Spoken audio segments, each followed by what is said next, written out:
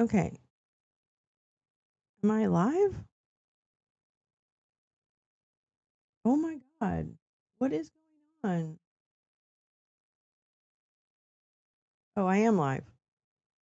Wait, am I live? You guys hear me? Wait, can you guys hear me?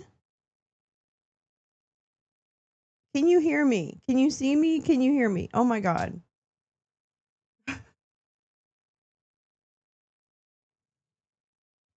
Now I know what it feels like. I mean, but am I live? Okay, now I show. Oh my God. Okay, this is fucking with me. This is not me. This isn't a me problem. Good. Thank you. So sorry. No, it's like I went live at like 5 minutes ago and I saw you guys pop in, but there was 0 viewers. And then when I went to my channel, I'm not live. Now I'm live. That was so weird. I don't know why. And then it said you have to connect to your streaming platform. I'm like, I am on my streaming platform. You are my streaming platform. Hey Lee. Hi Grace Lisa. Hi Badger. Hi Neil and Easily and Mr. Spock and J Rance. And everyone is here. I'm drinking coffee and smoking weed. How about you? We're here. Yay, I'm glad because I was worried. I thought, uh-oh, where'd everybody go? Okay, so I do have a little bit of a confession to make. I have a little bit. Hi Jane. I have a bit of a confession to make. I stayed up until like 3 a.m. playing video games. I know. I'm going to regret it. I'm going to regret it. I already regret it. It's my confession. But I already regret it. That's okay though, because we have SCOTUS this morning. And actually, we have something else that's happening right now that I'd kind of like to jump into. But I basically want to tell you guys, I love you. And I'm just, well, and this hair is dirty. So I go one day clean, one day not so clean. Thank you though. That's very nice of you to say, Jane. I really appreciate that. You don't know how much I appreciate that. Good morning, Oomph. How are you? Oomph, you missed the movies last night. You missed the movie. It was good. It was a John Candy. Yeah, dirty hair don't care. Yeah, I don't wash my hair every night. I wash it every other night. I don't know. Fun fact. Thinking of protesting as Santa with a naughty list. Stop it. I love that idea. I love that idea. I love that idea. Yeah, I just can't. My heart can't take it. Anyway, I played Baldur's Gate. Oh my god. I love that game so much. Really do. It's terrible. Okay. Anyway, no, there's a lot going on this morning, so I need to get on it.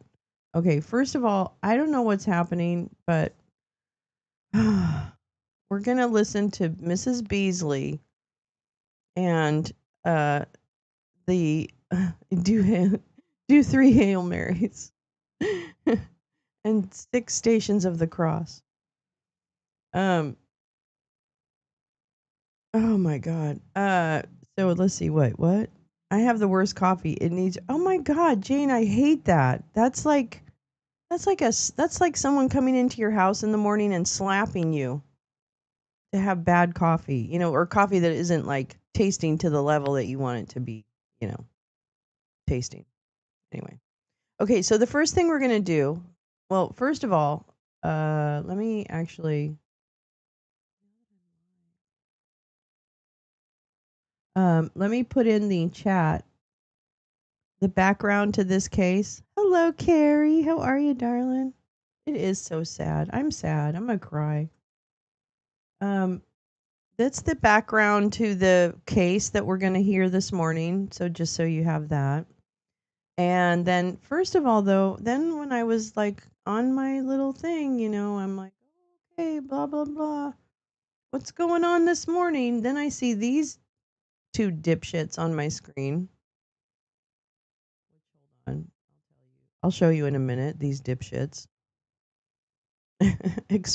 Lower your expectations for this morning. I'm already like a disaster. Okay.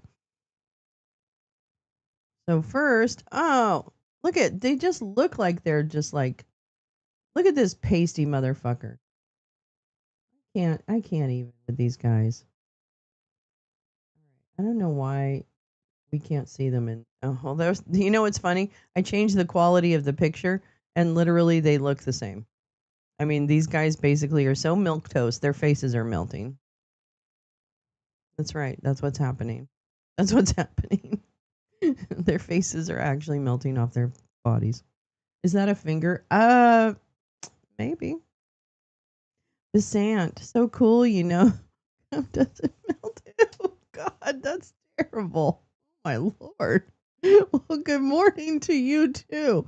Anyway, so these two dipshits are saying something, and I guess I wanted to find out what it was. So here we go. Oh boy. Okay, wait a minute. Oh wait. Wait a minute.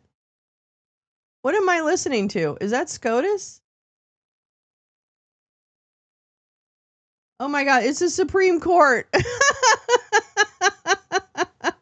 Oh no, it's all right. No need to apologize. I mean, I do it all the time, so I can't hold anybody accountable. Okay, well, that sounds like quite the party that's happening outside the Supreme Court. I didn't realize that was playing. I really apologize. I thought, are they clapping for Mrs. I have one for Mega Moses too. Yeah, hell yeah. Oh, good. I'm so glad because it was really loud all of a sudden. All right, here we go. Let me see. Oh, I know why you can't hear anything. Good. That actually worked out in my favor. For once, I made a mistake that actually helped us. Okay, let's listen to Mrs. Beasley and his friend Marty. No, I don't know what his name. His name's James and Greer. He's the trade representative, and we can't stand him. That's pretty much all you need to know about this douche whistle. Okay, here we go. To the entire world. Oh my God. China's announcement is nothing more than a global supply chain power grab. While China has taken a number of retaliatory trade actions against the United States, Europe, Canada, Australia, and others in recent years, this move is not proportional retaliation. It is an exercise in economic coercion on every country in the world. At its core, China's new measures include a rule what did he just saying put in his that pocket? Any product of which more than 0.1% he's pulling out his notes. of minerals consist of minerals mined or processed in China, one must seek approval from the Chinese government before trading it. Since many important semiconductors, He's like, for example, wait, I have that number wrong. Minerals, and semiconductors are in nearly everything. I know, we gives should China just do control cat over basically videos. the entire global economy and the technology supply chain.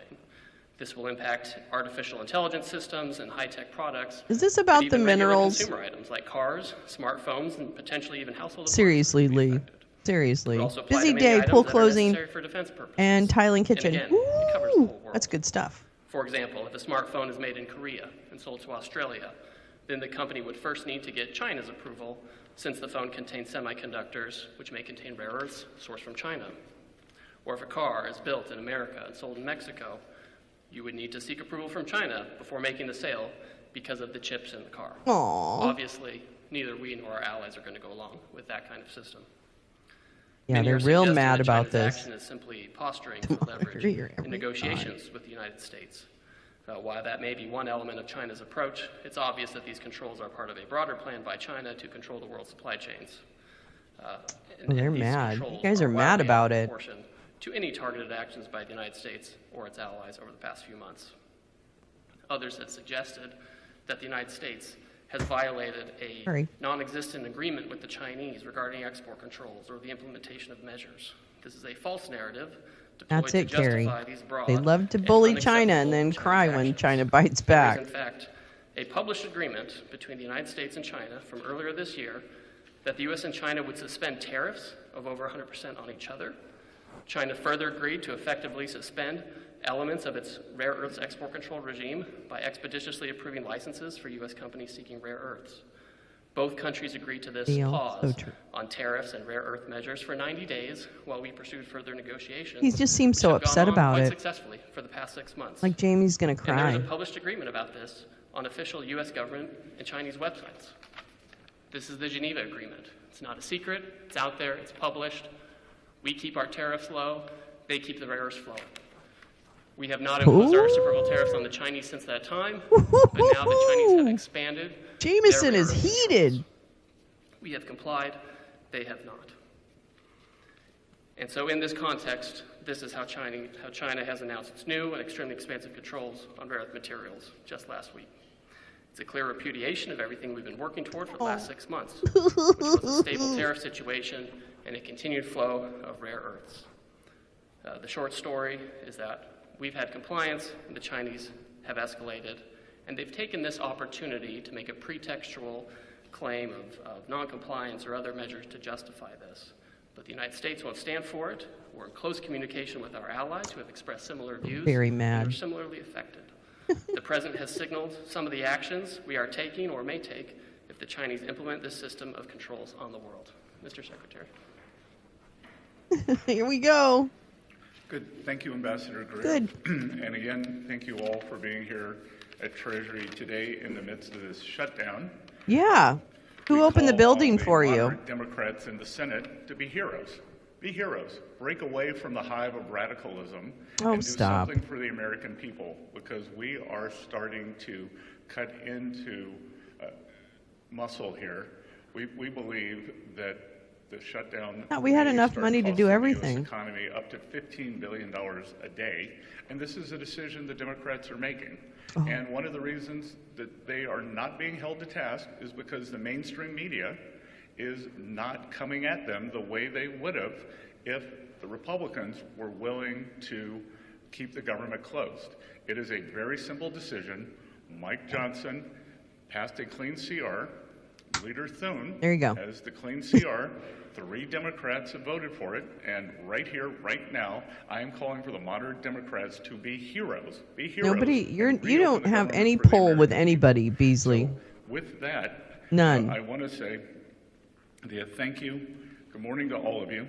It's a shame we can't have more people here, but I believe that the Democrats will come to their senses soon. Maybe it's after this No Kings thing, but no kings equal no paychecks. Before we start on Q&A, I'd like to make a few points on. Wait, what? Wait, what? No kings, no paychecks? Wait, what? Wait, what? No kings, no paychecks, which means you got to take our king and then maybe you'll get a paycheck. What is that? Does he know what he just said? I don't even think he knows. I think he thought that was just a clever, I'm playing number 3. I think he just thinks that's a clever, play on words. I'm like, he's, what? This man is in way over his head. He's just in way over his head. Yes, so bad at MAGA messaging of all things. Oh my God. China. As the president said, we want to help China, not hurt it. If some in the Chinese government want to slow down the global economy through disappointing actions and through economic coercion, the Chinese economy will be hurt the most. Howdy doody, yes. No mistake. This is China versus the world. They have put these unacceptable export controls on the entire world. China is a command and control economy, and we and our allies will neither be commanded nor controlled. Well, apparently. State apparently economy, you will. And we are not going to let a group of bureaucrats in Beijing. Okay. So I dropped in the chat. Did I drop it in the chat? No, of course I didn't, because I'm not really awake yet. But let me. Oh my God, my nose. Let me.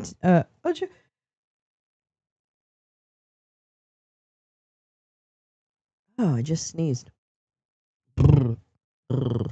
Okay. Anyway, so this is the background about what Mrs. Beasley is talking about. Okay. So let me let me read this, because here's the thing. This is why, okay. This is why the economy is doing what it's doing. This is why these guys are working so hard on these ridiculous tariff deals, because and we've talked about this. This is the Mar-a-Lago Accord in action. Thank you, Karen. Good morning.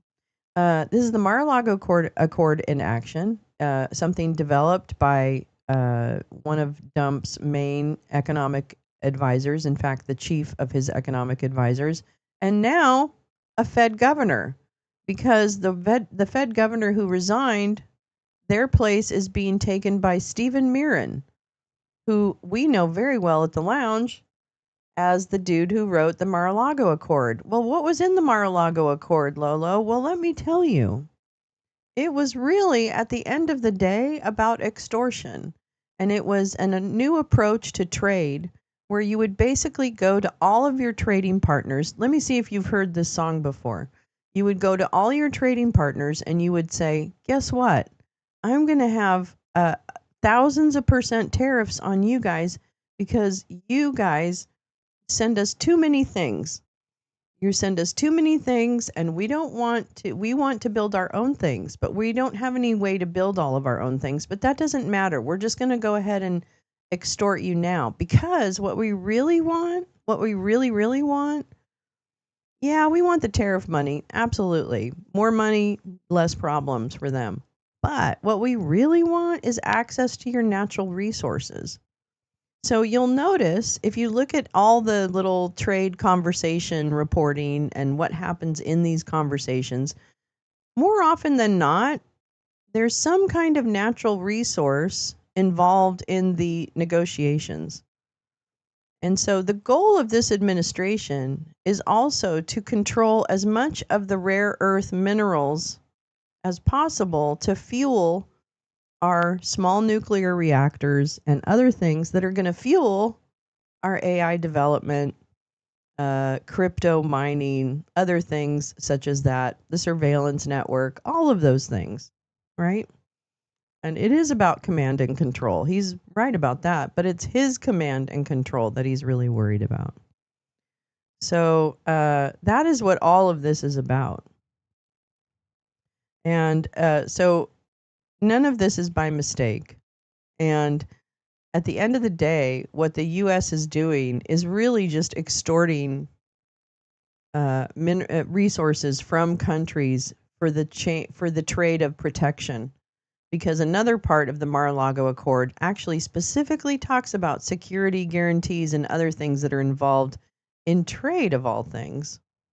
So anyway, there's a lot to unpack when these two douche whistles stand up and tell you, try to sell you a bill of goods that China's the bad guy, because they're all bad guys, okay? And we are absolutely no different. And in fact, in some ways, we're setting the tone for these times as bad guys, blowing ships out of the water with no due process.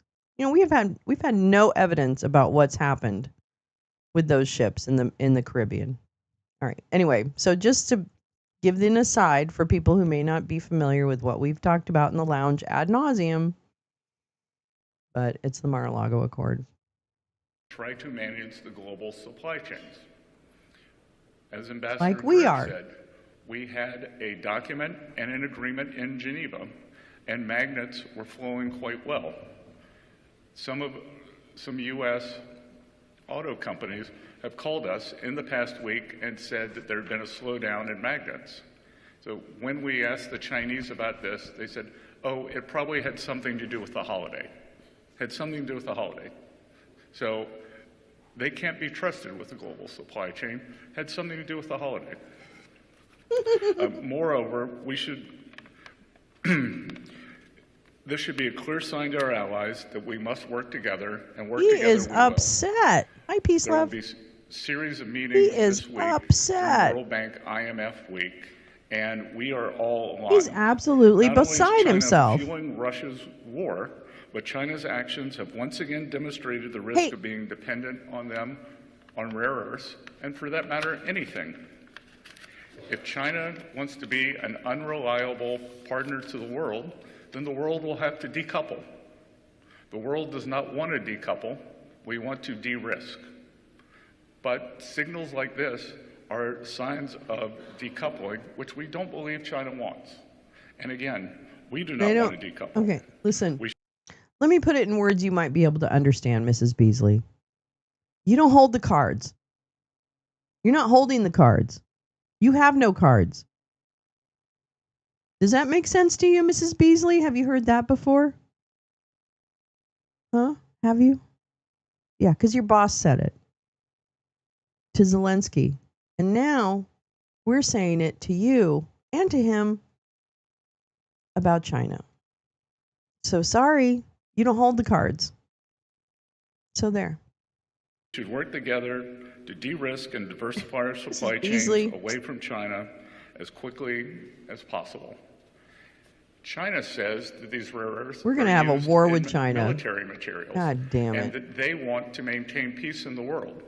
Again, it is the purchase of Russian oil by China that fuels the Russian war machine. China buys 60% of Russian energy. They buy 90% of Iranian energy. So who is fueling the Russian war machine? We will be producing photos soon, supplied to us by the Ukrainian government, that shows Chinese parts comprise substantial amounts of now that's Ukrainian an issue for you? So President now that's Trump an issue? Is the leader of peace. Give me a break. We should work together to de-risk and diversify. China's highly provocative. He's not having a good day. Significant I'm going to show you him. I'll put Mrs. Beasley to the side. While there are substantial actions we could take, we'd rather not. I believe China is open to discussion, and I am optimistic that this can be de-escalated. Ultimately, we are confident in the strong relationship between President Trump and President Xi. We've had substantial communication with the Chinese. I think Xi thinks Trump's an idiot. And we believe that there will be more forthcoming this week. With that, we can now take your questions. Elliot? Great, thank you. First question, Eamon Javers, CNBC. Oh yeah, I saw that. I saw that, Peace Love. In your CNBC interview just now, you name-checked a Chinese negotiator, Li Chenggang, I believe is how you pronounce his name, from the Ministry of Commerce, as somebody who's particularly difficult to deal with. Is it your sense that there's a split politically inside the Chinese negotiating team, or do you think you're dealing with sort of a strategic good cop, bad cop kind of a relationship on the other side of the table? It's very difficult to know. Perhaps the vice minister who showed up here with very incendiary language on August 28th has gone rogue. Perhaps he's gone rogue. So we don't know. But Wait, what what? we do know, Excuse me? know is, as Ambassador Greer said, any backfilling that the Chinese are trying to do in terms of narrative, this was well flagged. This individual was very disrespectful, and I'll tell you that we've had 4 rounds of talks, Geneva, London, Stockholm, and Madrid, and both sides approached them with great respect, and this individual did not. He showed up uninvited in Washington and said, quote, China will cause global chaos if the port shipping fees go through. So I don't believe that China wants to be an agent of chaos, and maybe they used to have the wolf warrior diplomats, so maybe he thinks he's a wolf warrior. We don't know. Wolf warrior? What the fuck is that? Why are you spilling this tea? Thank you. Next question. Whoa, whoa, whoa. Whoa, PBS, calm down. Thank you for this. Christine Romans, NBC News. What do you need to see specifically from the Chinese to avoid putting more tariffs on Chinese goods, as the president threatened on Friday? And are the two leaders still expected to meet in the next few weeks? I will say that I believe, as of last time I saw President Trump, which was last night, he is still expecting to see Party Chair Xi. in Korea. And I'll let Jameson, Ambassador Greer, answer the first part. And the expectation is that this regulatory system is not implemented by the Chinese. They haven't implemented yet. They've put out a notice about it. Similarly, we've signaled our intent to raise tariffs if their system goes into effect. Our documents doing a tariff raise and potentially taking other export controls, these are drafted or in draft. Trade war. So This is a quite trade real. war. But our expectation is that they won't implement this and that we'll be able to be back to where we were a week ago, where we had the tariff levels Yeah, we agreed everybody to, be and we careful have the this flow weekend. of rare earth magnets we agreed to. So much. Next question, we're going to go to Ed Lawrence with Fox. Thanks for taking the questions. So the Chinese have been pretty good at using this rare earth mineral trump card, for lack of a better term. So we're not talking about opening the Chinese market to U.S. trade. We're not talking about protecting intellectual property. Can there be a sustainable framework, a substantial framework with China? So there is room for a positive economic relationship with China. There certainly is. And we would much rather be talking about that. Oh, there's more than room, bitch. Okay, there's more than room. To paraphrase room. the secretary in one of our recent meetings with the Chinese. They hold the cards. This is the last time we want to be talking I'm gonna about use rare that earths with again. the Chinese. Fortunately, that is not the last time they want to be talking about it. The reality is there are a lot of areas where we can trade with the Chinese. Our trade is wildly imbalanced, so it needs to be more balanced. And there's a lot of, as the That's not gonna secretary said, happen. areas of risk. And so we need to be trading in areas that are low risk, that are low sensitivity. And there are a lot of areas where both the Chinese and us can frankly pick and choose sectors and goods that we should be trading, and services for that matter. And that's where these talks should be focused. Instead, we're constantly focused on the Chinese chokehold on the world of rare earths and rare earth materials. There's an article in the paper today. A large Chinese fashion retailer just opened on Fifth Avenue in New York. It's a competitor to Zara and H&M. We welcome that. We would also like to see more U.S. retailers on the ground in China, but Costco and Walmart have very big operations there. So again, our goal is not to decouple, it's to de-risk.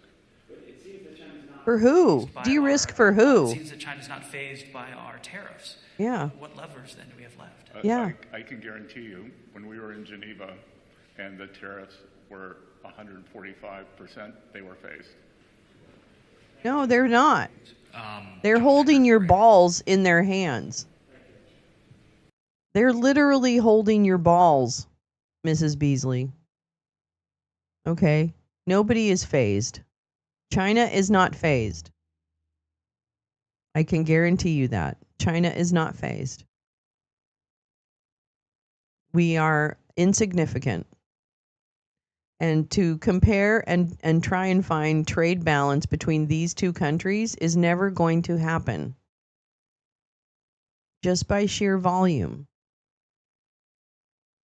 They produce more. Period. It's okay to have trade imbalances. That's what you work out with trade agreements. So that you have access to the world's goods for your country, right? That to me seems like a better, not just it all has to be made in America, which is not realistic. That's an immediate failure. Anyway, so. Thank you, Mr. Secretary, Ambassador Greer. Really appreciate your taking the opportunity. Oh, for fuck's I have sake. a question for both of you about this upcoming case at the U.S. Supreme Court. What is going It's an on with this incredibly camera important person? Case that could impact the constitutionality of the president's unilateral tariffs on America's trading partners. Really basic question for you, just to begin with. I have two questions for you. Why are the president's tariffs not taxes on imported goods? That's easy, because tariffs are a surcharge, not a tax. They could be paid by the exporter. They could be paid by the country. When you go and get your driver's license, you pay a fee. Is that a tax? Mm-hmm. Tax? Yeah. I'm asking you a question, sir, and I just appreciate an answer to it. Thank you. And if we, well, I'm giving you an answer that maybe you don't like. The other thing is, this case, and Ambassador Jameson is a lawyer. I'm not. As am I. Oh. Thank you. I won't tell you the one thing I agreed with Lennon on. So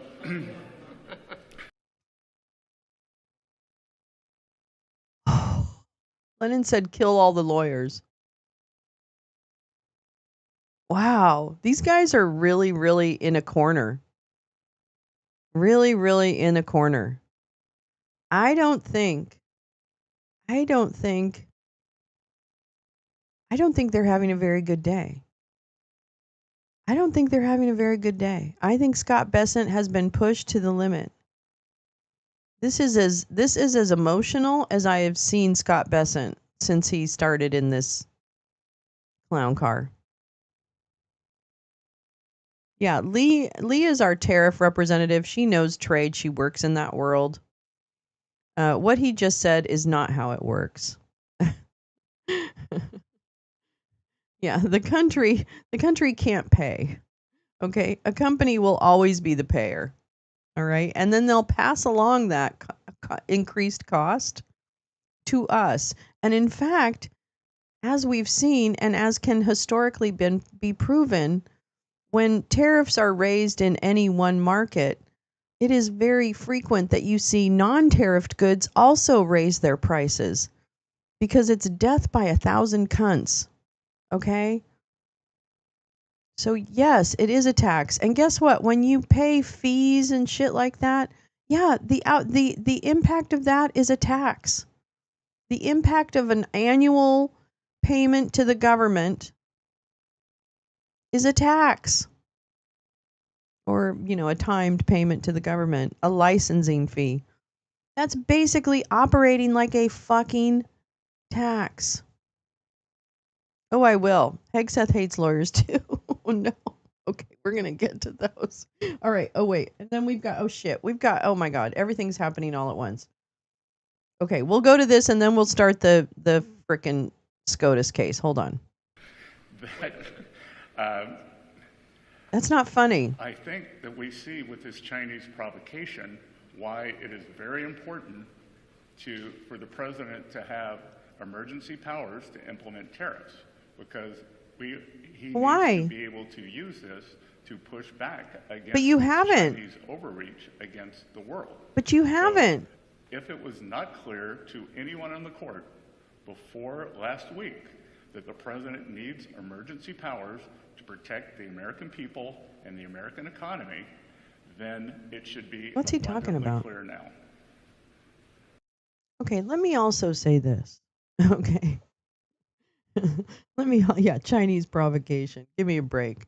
China's doing what they do. Okay, they're also running a country. They're also, running a trade industry, all that kind of stuff. But never mind. Okay, we'll keep going. We have so much to get through. I don't want to waste time. Cited that 1977 law. The question is about Brazil, the 50% tariffs on Brazil.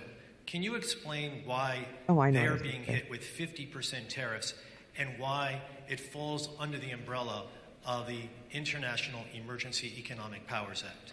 Certainly. Happy to do that. Now, to be really specific about Brazil, there's actually two regimes at place right here. There's the reciprocal tariff rate of 10% on Brazil, which everyone in the world has, which we're trying to do to control the global trade deficit. It's a huge problem. Which is what they do, right? When we do this. Before January 20th, we weren't paying as much for things coming from other countries. Let me just put it as plainly as I can for you. And if you want to see the reason I say that, I just have one graph to show you. Let me show you one graph. One grift. I'll show you one grift, one special grift. One grift to grind on forever and ever. One grift, that is all it should be. Here we go. Where am I? Where am I? Where am I? Where am I? Where am I? Where am I?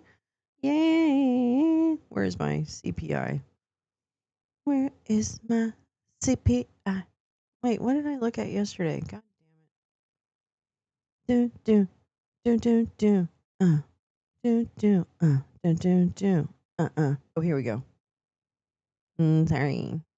Sorry about that. Sorry. Sorry about that. Okay, yeah. Let me show you this one. This is what I want to show you. Let me show you the Consumer Price Index since September of 2024. You know, just to give you a feel, if you will. Let me see if you can cop a feel on this chart that I'm about to show you. Oops. Find that. Oops. Okay. All right. So this chart from tradingeconomics.com, one of my favorite websites, just basically has a ton of data about every country, not just the United States, and all of their indicators. So it's super fun. But boy, can you see that graph? I don't think you have to be an economist to read this graph. This grift. That's prices going up. That's Consumer Price Index. September 2024. Way down here. September 2024.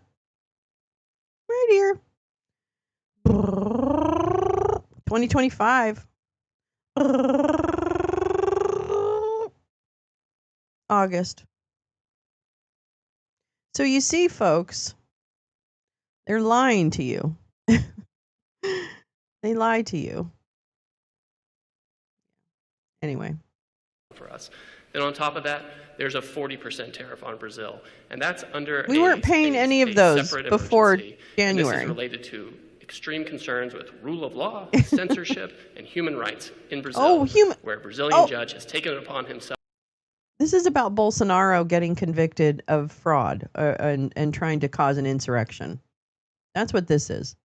That's what this is.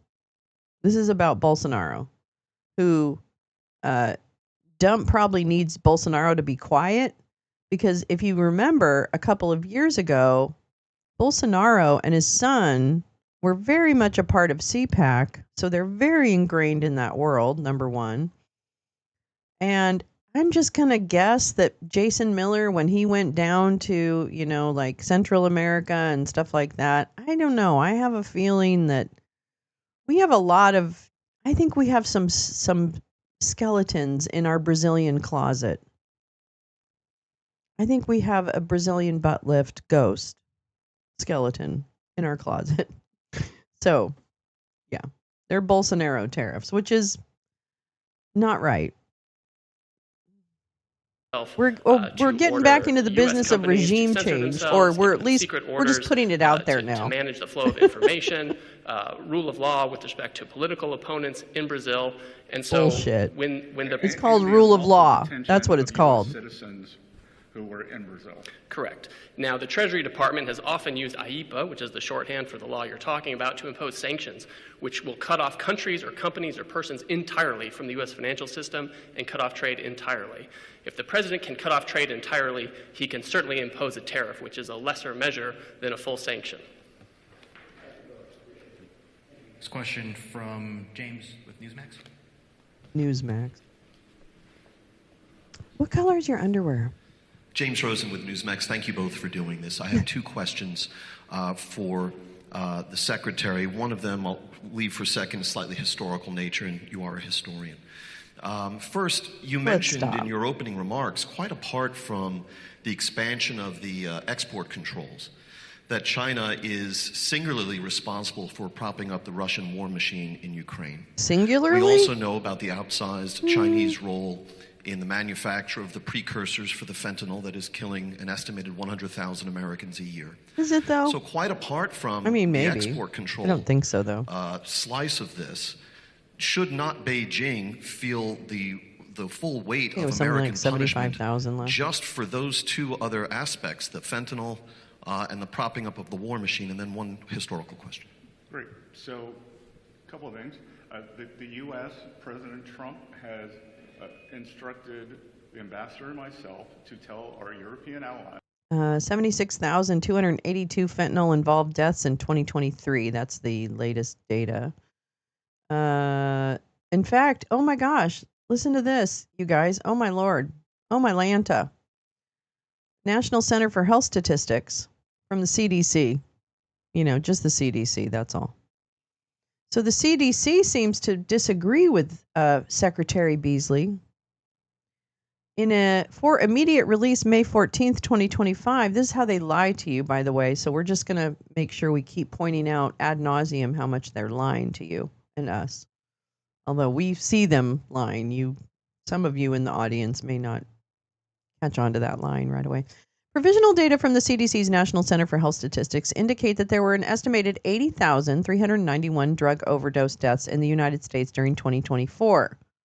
Oh, well then there was a bigger increase estimate in 2023, which then turned out to be 76,000.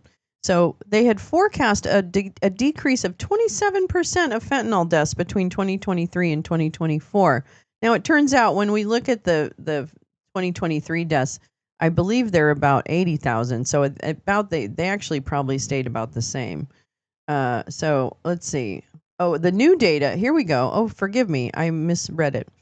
The new data shows overdose deaths involving opioids decreased from an estimate. Oh, this is opioids.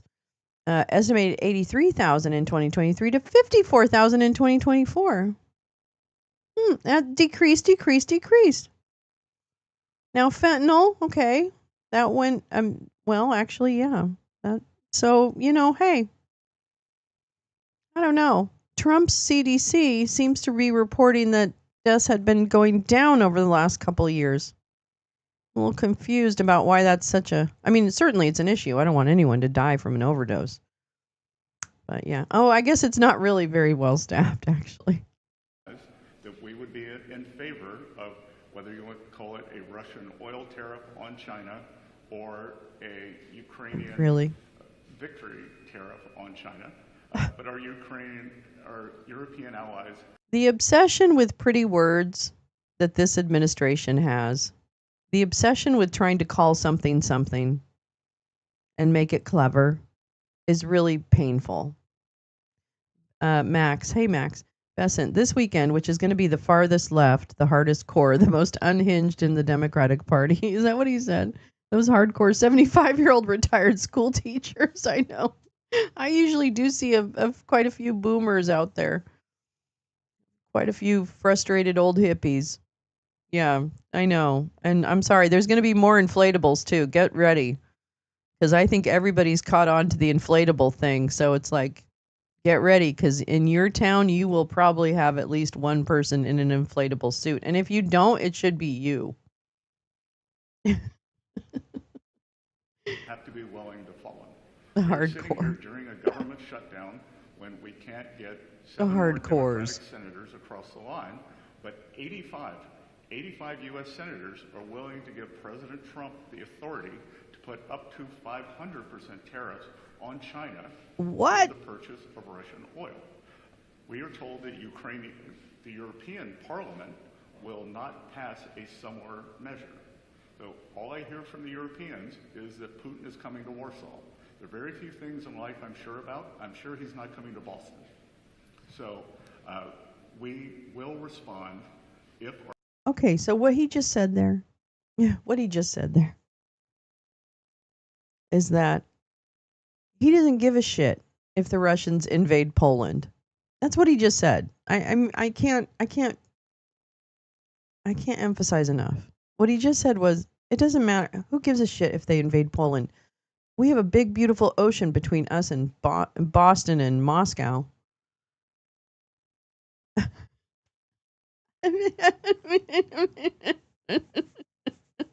Oh my god.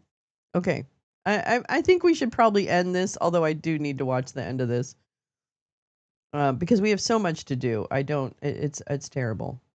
Uh-oh. Look at, see, I'm already way behind. For white Democratic candidates. I feel like living offense one another matters. So stand on this. Oh my god. Oh my god. Everybody calm down. Okay. All right, let's just level set here. Okay, so Gal, you have, let me see what you've got. I want to watch Jay Rance's video first before we get into this. Where am I? Where are you? Look at me, look at you. Is this Hegseth? Okay, I want to play Jay Rance's video. Jay Rance made a video, and we're gonna watch it now. Politico published a story purporting to show thousands of private messages containing racist, sexist, and violent comments from young Republican leaders across the country. Include comments supposedly from young Republican leaders saying things like, quote, "I love Hitler." Can you believe it? Surprise, surprise! And then the straight up, that was a serious Roman. They include racist obscenities, including the N-word. Include jokes about sexual assault. They include gas chamber jokes. How sick. Welcome. I just wanted to say, welcome to the end of democracy. We're here to overthrow it completely. We didn't get all the way there on January 6th, but we will endeavor to get rid of it and replace it with this right here. Echoing the same exact language used in Nazi Germany. Throwing the white power purposes, truth had been abolished in Germany. A lot of my German friends wondered what had hid them. How did it happen? Where did it start?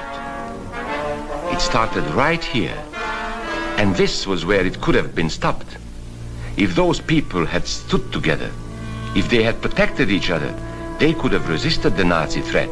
If your First Amendment rights are under attack and you decline to show up because of those threats, you don't have First Amendment rights. So if anybody is out there watching this and is like, well, I don't know, I've never been to a protest, or I'm hearing a lot of gnarly stuff from this regime and maybe I won't come out, let me tell you, it's going to be fun, it's going to be powerful, and it's going to be part of history.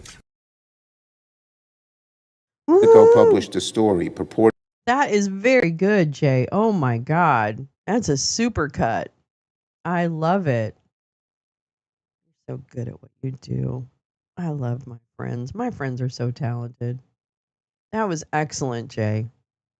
That was excellent. Oh, wait. Oh, get them out of the way. Oh, here we go. Here's more lawyers.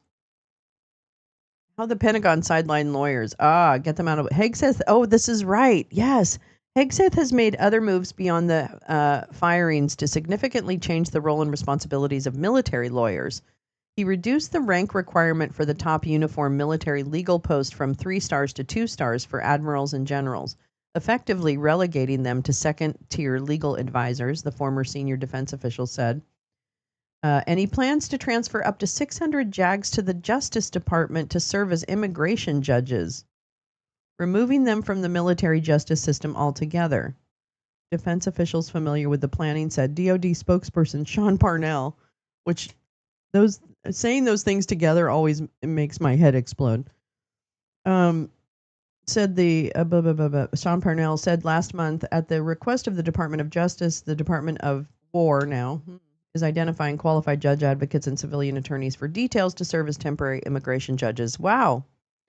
What could go wrong with that? So, Gal, one of the things that makes me think of is that one of the things they want to do is have less accountability for military crime. Crimes committed by members of the military. Does that strike you as something that would be happening? I'm trying to have confidence in JAG officers. Well, I would think, I don't know. I mean, I can't even say that anymore. Yeah, absolutely. No need to tag me. I will totally be tagging you in that. That's really well put together. It's really well edited. Yeah. And did you post it yet? Did you post it yet, Jay? Because I'll go ahead and share that. I'll put it in the description too. Okay. Yeah, Congress controls the purse. That's funny easily. You're funny. You're funny. Okay, so switching gears. This is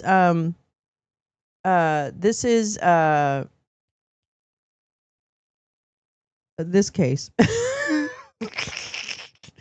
I put it in the chat. Hold on. Let me find it.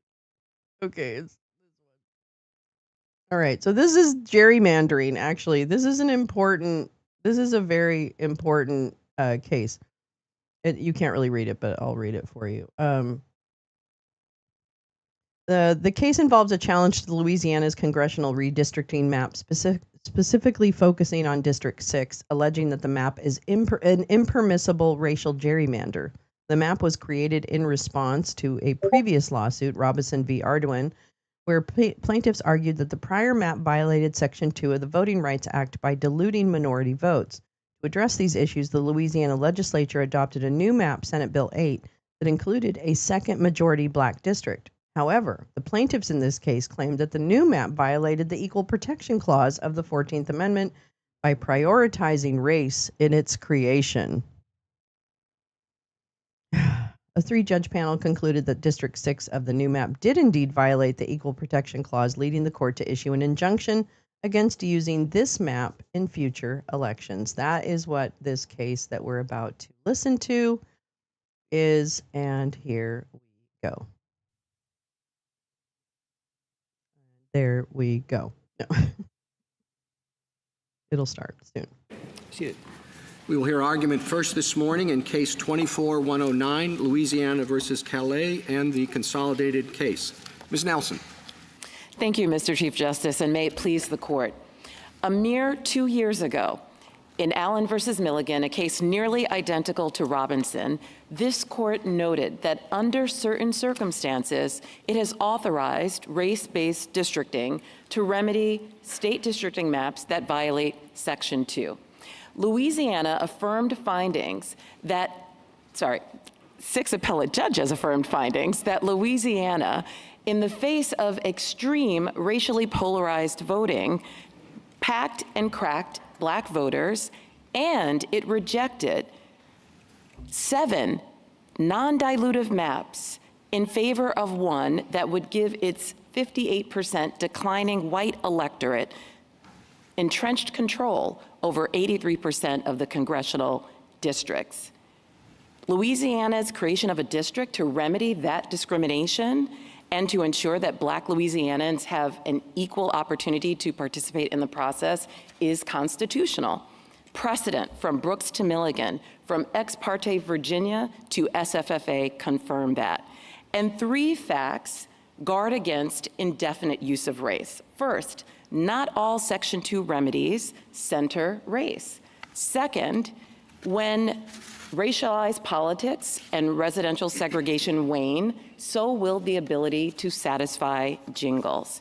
Third, almost every redistricting map is replaced decennially.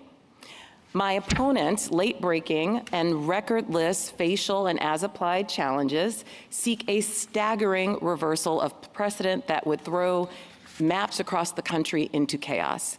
If SB 8 is unsatisfactory, the proper recourse is to remand and adopt one of the many alternative maps that address the Section 2 violation and satisfy the Constitution.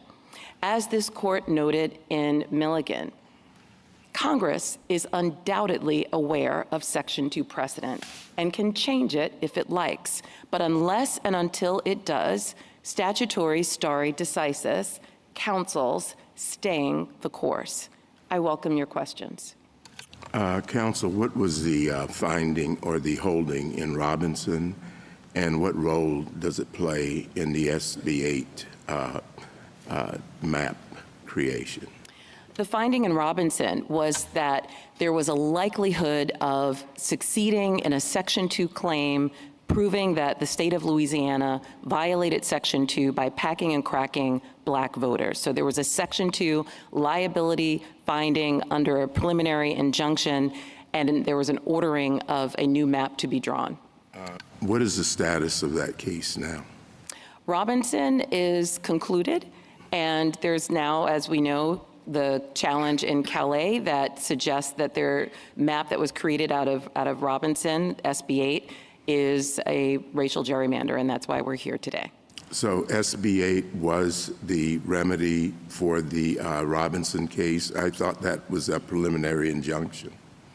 Yes, there was a preliminary injunction indicating that we were likely to succeed if we continued to pursue a claim. This is after a 5-day hearing with 21 witnesses and a robust record. So the court found, based on that evidence, that we were likely to succeed on a liability on liability and ultimately instructed the state of Louisiana to draw a correct and constitutional map. But there was never a full merits determination.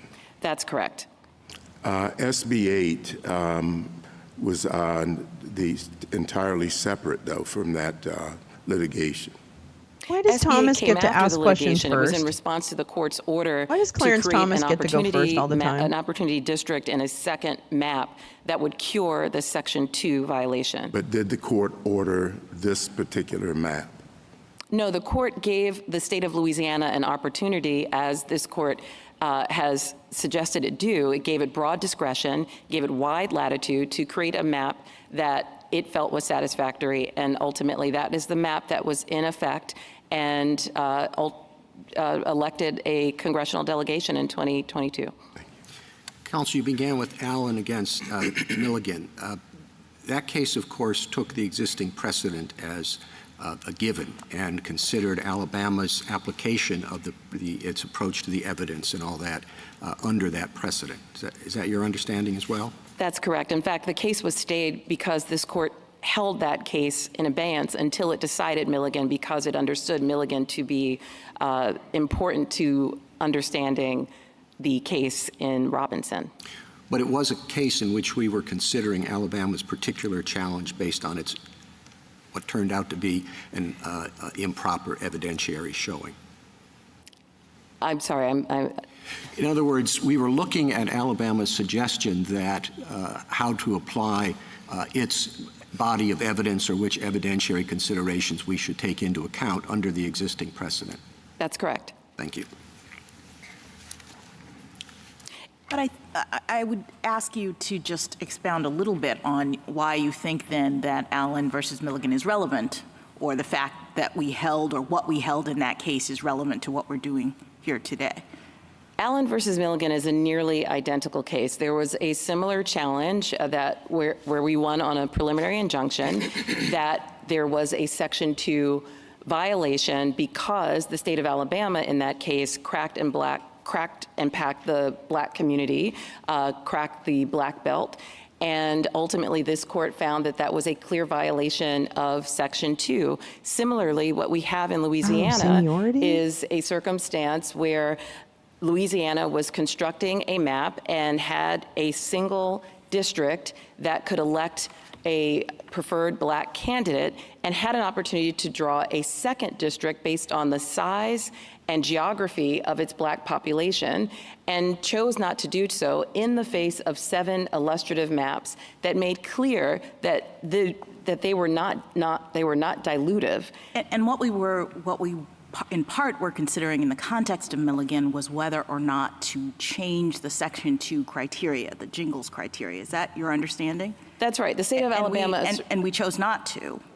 The court was very clear about that. And so the parties, I took your initial starting with Milligan to be a suggestion that we not revisit the determination that we made just 2 years ago that the Jingles test not be revised. That is absolutely correct. And in fact, appellees on page 11 of their supplemental brief state that they understand that this court answered that question clearly, that the results is a constitutional test, that race can be used to remedy violations, and it therefore isn't making that particular argument. In fact, even the SG acknowledged that race can be used in a remedial form when necessary. So those questions have been asked and answered by this court in Allen versus Milligan, and some parties here recognize that those are closed questions. Can I ask you a question about what Milligan means? In Milligan, the court said that the first Jingles precondition is that, quote, the minority group must be sufficiently large to constitute a majority in a reasonably configured district. And then it went on to say that a district will be considered reasonably configured if it comports with traditional districting criteria. Would you agree that incumbent protection is one of those? Incumbent protection has been considered a traditional districting criteria. However, we know that protecting an incumbent, like core retention, can continue to really get perpetuate that. discrimination. I'm sure there's a good reason, and it does but not I don't trump the get that. anti-discrimination principle. All right, if incumbent protection is a permissible districting criteria, then under Rucho, isn't seeking partisan advantage also an objective that a legislature may legitimately seek? Not if it comes at the cost of the equal protection principle and the 15th Amendment's prohibition on race discrimination in voting. It is not. Well, if the objective is simply to maximize the number of representatives of a particular party, that's seeking a partisan advantage. It is not seeking a racial advantage. Isn't that right? Well, if race is used as a means to seek the partisan advantage, then that is unconstitutional. Oh, sure, There's sure. no part of... If race is used as a proxy for partisan affiliation. Let me ask you a related question about block voting, which is the second, figures in the second and third Gingell's precondition. If registered Democrats overwhelmingly vote for Democratic candidates, regardless of the candidate's race, is that block voting? If you're looking at it simply from a party perspective, no, we don't judge block voting based on party. We judge it based on race. Racially polarized voting is measuring racial performance and voting behavior. And likewise, if registered Republicans overwhelmingly vote for Republican candidates, that's not block voting.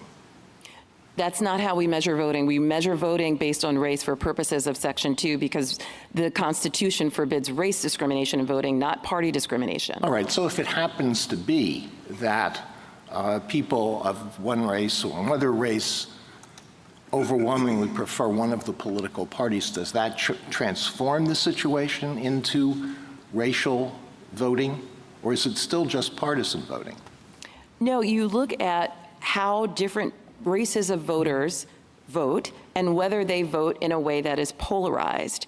And the Gingell's test requires us to look not only at that, but a number of other features as part of the totality of the circumstances test that suggest that race is playing a role to contaminate the electoral process and submerge minority votes in a way that violates the Constitution. So party cannot explain away a racially polarized circumstance unless we look at the totality of the circumstances. And I will say, in Robinson, for example, the court entertained testimony along those lines, as it did in Milligan, and found that it wasn't credible, that the extreme racially polarized voting that we have in the state of Louisiana cannot be explained away by party. We're talking about racially polarized voting that is above 84%, which is more than what this court found in Thornburg versus Gingell's in 1986, when the numbers were 70%. That could be easily analyzed by statistics to see whether whether white Democrats vote for black Democratic candidates at a lower rate than they do for white Democratic candidates, whether white Republicans vote for black Republican candidates at a lower rate than they do for white candidates. It's easy to isolate race from that to see whether there really is racially polarized voting as opposed to partisan polarized voting. That's right, and in the state of Louisiana, that analysis was conducted in the Nairn case, and it was clear that regardless of party, white Democrats were not voting for black candidates, whether they were Democrats or not.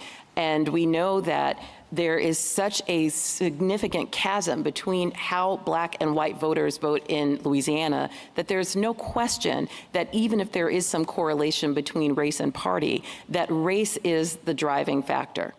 Can you comment on the Solicitor General's suggestion at page 25 of its brief that the court should hold that plaintiff's illustrative district cannot disregard the state's political objectives, and goes on to say Section 2 plaintiffs cannot claim a lack of equal openness where politics rather than race is the likely reason for the state's refusal to create a majority-minority district?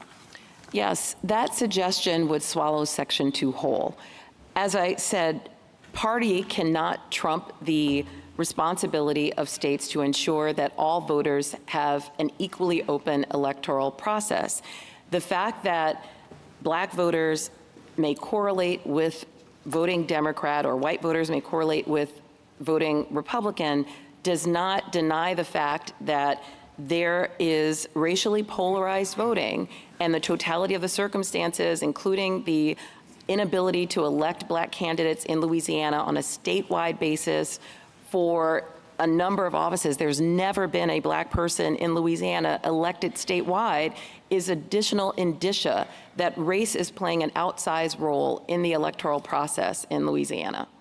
And so the idea that you have to show that a party is the reason for the racially polarized voting would eclipse the entire Section 2 analysis, which is focused on ferreting out and ending race discrimination in the political process. You've said several times that it's playing an outsized role. Is there, what's the proper size? In other words, is that wiggle room we're talking about, or a significant percentage? What is meant by outsized? So this court has held for a long time, beginning in Shaw and in many cases since, that there's always an awareness of race. There are always racial considerations and even race consciousness in the districting process. What becomes potentially unlawful is when race is the motivating factor. That's what Miller versus Johnson taught us. That's what Milligan reaffirmed, that the line between the appropriate use of race and the use of race that will get us into the strict scrutiny territory is the dividing line between motivation and general awareness. And what I'm explaining here is that when voters are blocked by a white bloc vote that is so substantial that it usually overrides the politically cohesive vote of black voters, then we have at least a prima facie case of vote dilution. And then the court is asked to consider the totality of the circumstances. If I may address the durational limit question which came up, I'd like to talk about the fact that Section 2 is self-limiting. I know that there is a general concern about the indefinite use of race, and there are several reasons why that concern should be allayed. First and foremost, there is no precedent to suggest that a statute must dissolve on its own simply because it may require a race remedy. And as I've mentioned, race is not required by Section 2, but it can be used if that is necessary to address the Section 2 violation. In addition, the non-discrimination element of the 15th Amendment is a permanent right, and so should be the protection that Section 2 affords. And finally, this is a significant concern where Congress was very clear that it did not want to include a durational limit. Congress included a durational limit in Section 5 of the Voting Rights Act. It created a mechanism for reauthorization. It decidedly did not do that in Section 2. The issue, as you know, is that this court's cases in a variety of contexts have said that race-based remedies are permissible for a period of time, sometimes for a long period of time, decades in some cases, but that they should not be indefinite and should have an endpoint. And what exactly do you think the endpoint should be, or how would we know for the intentional use of race to create districts? Well, Justice Kavanaugh, you raised a very important distinction, and that's between remedies and the statute. So a race-based remedy can and should and usually does have a time limit and a durational limit. Section 2 court-ordered remedies have a time limit.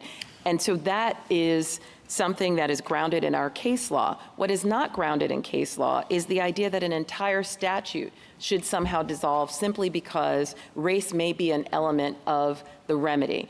So for example, this case has affirmed Title VII. It has affirmed Section 1982, the Family Medical Leave Act. And also Section 4E of the Voting Rights Act in Katzenbach versus Morgan, and never has it suggested that any of those statutes should dissolve in and of themselves as opposed to the remedy. I'm sorry to interrupt. I don't think it's the statute. It's the particular application of the statute that entails the intentional, deliberate use of race to sort people into different districts.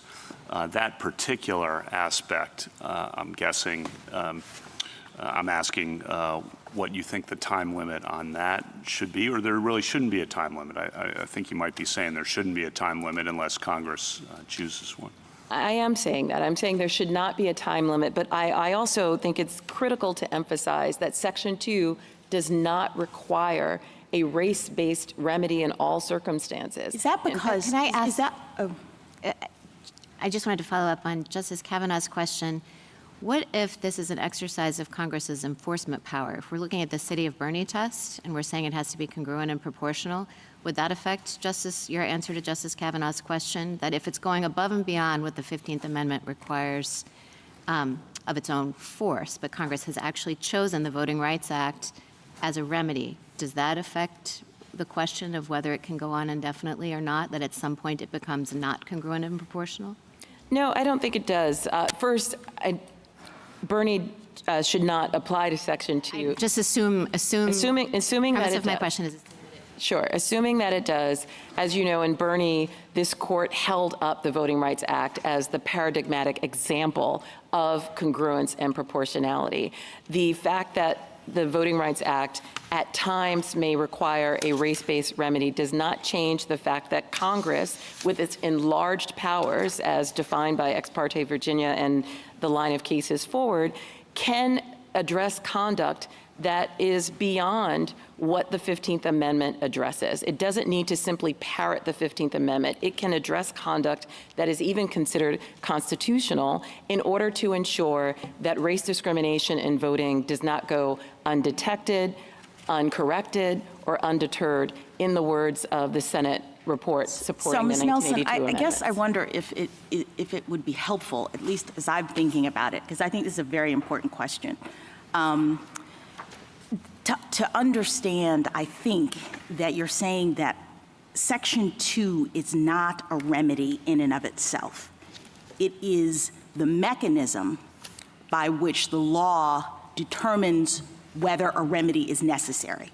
That's absolutely correct. So it's a law that is just encouraging or requiring a check-in. It's like a tool. It's like a tape measure that we're looking as to whether or not certain circumstances exist, and those circumstances that Congress is worried about is unequal access to electoral opportunity. And Section 2 tells you we have to look for those circumstances, and then the court says, yep, they exist in this situation under Section 2, and so now a remedy is required. And in our case law, we then say, okay, state, it's up to you to figure out what that remedy will be, and maybe that remedy involves race consciousness, maybe it doesn't, whatever. But Section 2 itself is just the measure by which we determine that a remedy is required. That's absolutely correct. And so that's why it doesn't need a time limit, because it's not doing any work other than just pointing us to the direction of where we might need to do something. That's right. And its usage becomes less and less as we see racially polarized voting and residential segregation decreasing. The Katz amicus brief in this case shows that in the past decade, Section 2 cases have decreased by 50%. Because the plaintiffs can't make the showing. I mean, it's a pretty significant showing to establish that unequal opportunity of electoral processes is happening in a situation. That's correct. Jingles is an exacting test. It is data obsessive. It brings in experts and many other forms of evidence to establish a racial violation. There are many cases where the plaintiffs fail in bringing the Jingles 1 precondition or Jingles 2 or Jingles 3 before they even get to the totality of So if we're talking about a circumstances. time limit, you would say maybe it's with respect to the remedy that is used to respond to the problem that we've identified under Section 2. But the Section 2 tape measure itself doesn't need a life cycle. It's just, no. Yeah. That's correct. I mean, the 15th Amendment is permanently enshrined in our Constitution, and Section 2 is there to effectuate that prohibition of race discrimination on voting and does not require a time limit. Thank you. For now it is, but, you know. With the time I have remaining, I'd like to mention that there are many proposals on the table that have been presented by my colleagues on the other side, and a number of them resurrect the intent standard that this court was very clear about, and Congress was extraordinarily clear about, knowing that results is key to ensuring that we do not continue to have rampant racial discrimination in voting. And the absence of it, or the declining ability to show a Section 2 case, is because of the success of Section 2 over the past 4 decades. And we would be Jingles is case law. Let me look it up. reckless if we determine that Section 2 somehow is no longer needed simply because it has been so successful in rooting out racial discrimination in voting. There's also, as I mentioned at the outset, a very easy and elegant solution to this case. If SB 8 is not satisfactory, if the court believes, as the Callais panel did, that the state violated the Constitution in constructing SB 8, it should remand and use one of the many alternatives that are available that meet Section 2 and also comply with the Constitution. The liability finding in Robinson is undisturbed, and it must be remedied. If SB 8 is the inappropriate remedy, there are many other options for this court to pursue. Thank you, counsel. Justice Thomas, anything further? Justice Alito? Yeah, let me pick up with where you left off, which related to the illustrative map in the Robinson case. And let me go back once again to what we said, what the court said in Milligan. The minority group, this Here's is the the background first on Jingles' precondition. The minority group must be sufficiently large and geographically I know it compact is, to Neil. constitute a majority in a reasonably Did I spell it with a J first? Yes, I did. Did the Robinson court apply that, or did the Robinson court simply say that the district in question in the illustrative map, the second majority minority district in the illustrative map, was compact? There's a big difference between the compactness of the minority group and the compactness of a district.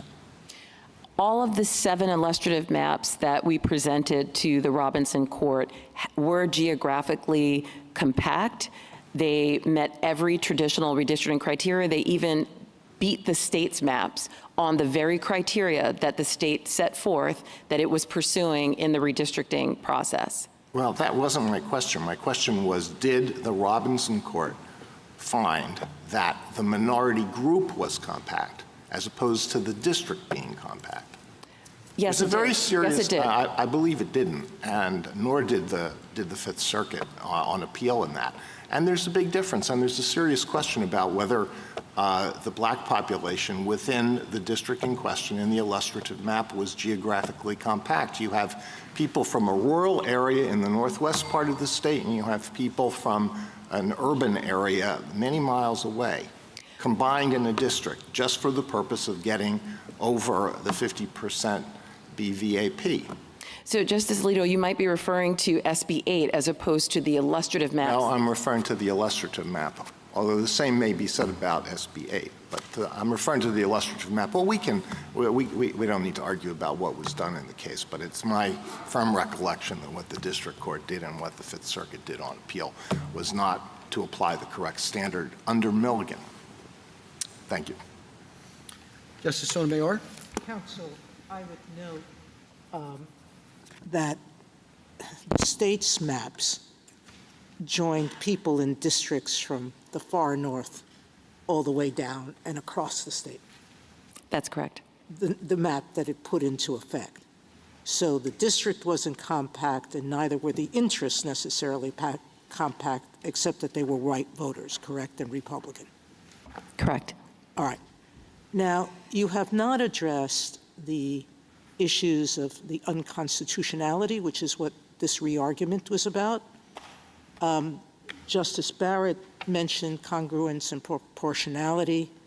Others have suggested that our Harvard case is appropriate. One, Louisiana has said that the use of race in any way violates the Equal Protection Clause. Would you give us a couple of lines on why those, assuming, as the Chief did, that Mulligan and all of our cases and precedents support you? Sure. The others are now saying, your adversaries are saying, even if it does, we should still declare this unconstitutional. I don't know that you've addressed that. Happy to. So SFFA is an entirely different case from the one before the court at the moment. SFFA made clear that it is still constitutional to use race to remedy specified discrimination, which is what we have in the state of Louisiana, what we showed before the Robinson court. So SFFA is in fact working more in our favor, we believe, than supporting our opponents. And there are many distinctions between this case and the SFFA case. For example, Section 2 is a decidedly remedial statute. SFFA involved the diversity rationale involving a admissions process with a university, not a statute that is derived from Congress's enforcement powers under the Reconstruction Amendments that deals with remedying discrimination. That is a very clear distinction. This court has been clear in Shaw, in SFFA, in Croson, in Fullerlove, that you can use race in a limited way to remedy racial discrimination. The other factor that makes SFFA reconcilable with Milligan, which is controlling here, is that we know both decisions were issued within 3 weeks of one another. It is illogical to think that this court issued the SFFA decision and Milligan in the same term, in the same month even, and somehow those cases work at cross purposes with one another. So in our view, it is very clear that the case law before this court supports the use of race as needed once there has been a showing of specified discrimination. And the Section 2 test gives the court an inference of intentional discrimination to draw upon. Congress was very intentional in crafting the results test to balance the concerns of getting at all discrimination in our electoral processes, but also being mindful of a potential allegation of racism against states and other state actors. And so Section 2 requires neither a confession nor an accusation of racism. It looks strictly at results, which this court has upheld on numerous occasions, including most recently in Milligan, but before that in Lopez, in Bernie, in City of Rome, written by Justice Marshall for this court, made very clear that results is constitutional and that the use of race is permissible in remedying discrimination. Justice Kagan? Ms. Nelson, were Section 2 to cease to operate in the way that you just described to prevent vote dilution? It's October in and the District House 10? is not in session. That's insane. What could happen? What would the results on the ground be? I think the results would be pretty catastrophic. If we take Louisiana as one example, every congressional member who is black was elected from a VRA opportunity district. We only have the diversity that we see across the South, for example, because of litigation that forced the creation of opportunity districts under the Voting Rights Act. Every justice in Louisiana has been elected through a VRA opportunity district, and nearly all legislative representatives have been elected on those same districts. So Louisiana alone is an example of how important it is to have Section 2 continue to be enforced to create these opportunities. We also know that after majority-minority districts have been created, they often no longer need the same population to continue to provide an equally open electoral process for minority voters. So it is an intervention that has been crucial to diversifying leadership and providing an ability of minority voters to have an equal opportunity to participate in the process, but it also isn't a permanent remedy. It corrects itself over time, and it's only triggered when those extreme conditions exist. Thank you. Justice Gorsuch? When it gets to the remedy side, do you think a plaintiff in a Section 2 case has to come up with a map where race isn't the predominant factor in the map, or is it okay for a federal court to use a map on the remedial side that intentionally discriminates on the basis of race? You do not have to use race to create the remedy in a map. And I think that Well, I'm asking whether one can. Sometimes you don't have to. Yes. I understand that. I'm asking, is it acceptable under Section 2, as you understand it, given our precedents, for a court to intentionally discriminate in a remedial map on the basis of race? Not in those words, not for a court to intentionally discriminate, but I think it depends. There may be a circumstance where the only possible remedy is the limited use of race. I will say that I think those circumstances are rare, and the permissibility of race is constrained by strict scrutiny. This court has a very clear precedent around ensuring that race does not motivate the line drawer in a way that requires a map to be drawn that isn't narrowly tailored, that uses race for race's sake. There are already constraints between Jingles and Shaw that keep the use of race within constitutional bounds. I understand that, but one argument is often, well, once you've found a Section 2 violation, you've got a compelling interest to go ahead and discriminate on the basis of race in your remedial map. And I'm just wondering, do you endorse that view or do you reject that view? I don't endorse the concept of discriminating on the basis of race if discrimination has been established under Section 2 and a state determines that it needs a very precise incision of race in order to remedy that Section 2 violation, then Section 2 and this court's precedent supports that. So a federal district court can sometimes to remedy a Section 2 violation. Well, not a federal district court. I'm sorry. I'm glad you emphasized that. If I might just finish the question. Yes. Sometimes federal district courts order maps, and you're saying sometimes acceptable for a federal district court to order a map that intentionally discriminates on the basis of race. I disagree with that formulation. No, that's so not what she said. First and foremost, states and plaintiffs, as they put forth illustrative maps, Shut up, Gorsuch. cannot put forth maps that discriminate and that use race in an excessive fashion. The only actor that has broader leeway are states, because we give states breathing room. We give states wide latitude in order to balance their political interests and concerns. So federal district courts can't discriminate on the basis of race in remedies, but states can? Federal district courts can only order maps that are constitutional.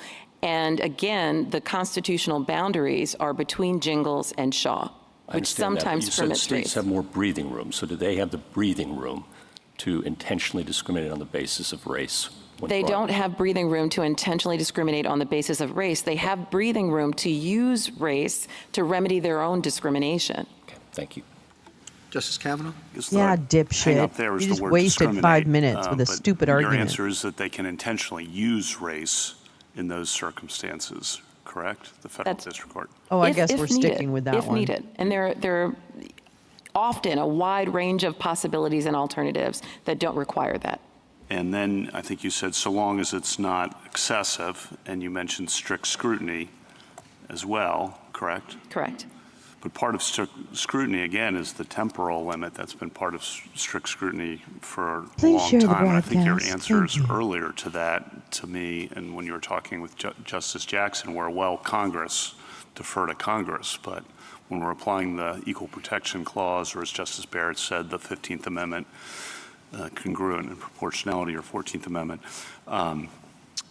deferring to Congress is, I think, not what we're supposed to do. So what, if we're not just deferring to Congress, is there anything you can point us to that would not allow it to extend forever? The intentional use of race, which you acknowledge in response to Justice Gorsuch. Sure. Well, we maintain that there does not need to be a durational limit, but there is some guidance that this court could consider. So, for example, in Grutter, the court, Justice O'Connor, suggested that affirmative action did not need to endure beyond another 25 years. She forecast that another generation might need affirmative action, and ultimately this court thought otherwise in SFFA. So that sort of runway, that advance notice, that expression of an ability for Congress to intervene if it disagrees with the court or decides it wants to remedy on its own, that is the type of guidance I think this court should consider if it feels that it must pursue a durational limit on Section 2. And again, we don't believe that's necessary. Do you, Justice Kennedy, in 1994 in Johnson versus DeGrand, he said a couple of things I just want to get your reaction to. He said the sorting of persons with an intent to divide by reason of race raises the most serious constitutional questions. And he added that explicit race-based districting embarks us on a most dangerous course. It is necessary to bear in mind that redistricting must let's just keep them all white-based, okay? Let's, can we keep this simple? Do you take issue with what he said there? No, what I think is missing from the understanding of Section 2 is the work that it has done to advance the goal of ridding our electoral process of race. It brings racial groups together, and as I mentioned earlier, many of the VRA opportunity districts ultimately convert to non-majority minority districts. Not all VRA opportunity districts are majority minority districts. And in fact, we see greater racial harmony and less racially polarized voting as a result of Section 2 districts. So Section 2 is addressing a pre-existing problem. It is not producing it. And in fact, it reduces it more broadly across society. Thank you. Justice Barrett? So we've assumed, without deciding, this is picking up on Justice Gorsuch's questions, that complying with Section 2 is a compelling interest for purposes of the 14th Amendment. Correct. And now this is kind of picking up on some of Justice Alito and Justice Thomas's questions earlier. How are we to think about that when we're thinking about the Robinson litigation? Because it was a preliminary injunction, and Louisiana, of course, argued there that no, it wasn't a violation of Section 2 to have those maps. So I guess, how do we judge the compelling interest in avoiding a violation of Section 2 if the state doesn't really think it violates Section 2 and it hasn't been finally adjudicated yet?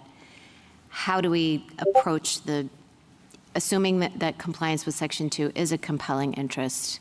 How do we think about that in a context like Robinson? So states can, for good reason, draw a map that addresses Section 2 prophylactically. Here we have a finding from a district court based on a robust evidentiary record that we were likely to succeed on our Section 2 claim. This is not the first case. There are many cases that have provided the basis for an opportunity map to be drawn just on a preliminary injunction motion. And again, that finding by the lower court was affirmed by 2 federal panels of the Fifth Circuit, and this court had an opportunity to revisit the Robinson litigation and did not. But what if, district courts sometimes make errors of law, right? So what if the district court, I guess I'm trying to figure out how much weight then the district court's finding has in comprising that compelling interest in avoiding the Section 2 violation. Do you see what I mean? Like, what if the district court was just wrong, and what if the state thinks that the district court was wrong? Well, the state has already conceded that it. Okay, no. The state already conceded that it should comply with the Robinson decision. Right. It got complicated here because of all of the other litigation, but why don't you just strip out what happened and answer the question, like, at the time Robinson was decided, if Louisiana thought that the Robinson court was wrong, that the district court was wrong, but it wanted to avoid the court-imposed map, wanted the opportunity to draw its own map. Justice Kavanaugh's been asking you what role race can play without running afoul of the Equal Protection Clause. And the state would have to say at that point, well, we're weighting race heavily because we have a compelling interest in avoiding a Section 2 violation. And the state's position might be, we don't actually really think that we violated Section 2, but we have a litigation risk. We know that if we don't draw this other map, the court may impose one. On that understanding, on those facts, not concessions and whatever is made, is that then a legitimate, compelling state interest when there is the possibility and the state in fact thinks that the district court was wrong? It is still a compelling governmental interest. The state can do what it did here, which is to appeal to the Fifth Circuit, and the Fifth Circuit considered the same evidence and unanimously found that the Robinson court was correct. Yet another Fifth Circuit panel also affirmed that decision. Justice Jackson? So in essence, are you saying in response to Justice Barrett that it's a compelling interest nonetheless because the state has an obligation under our Constitution and under Section 2 to provide an equally open electoral process?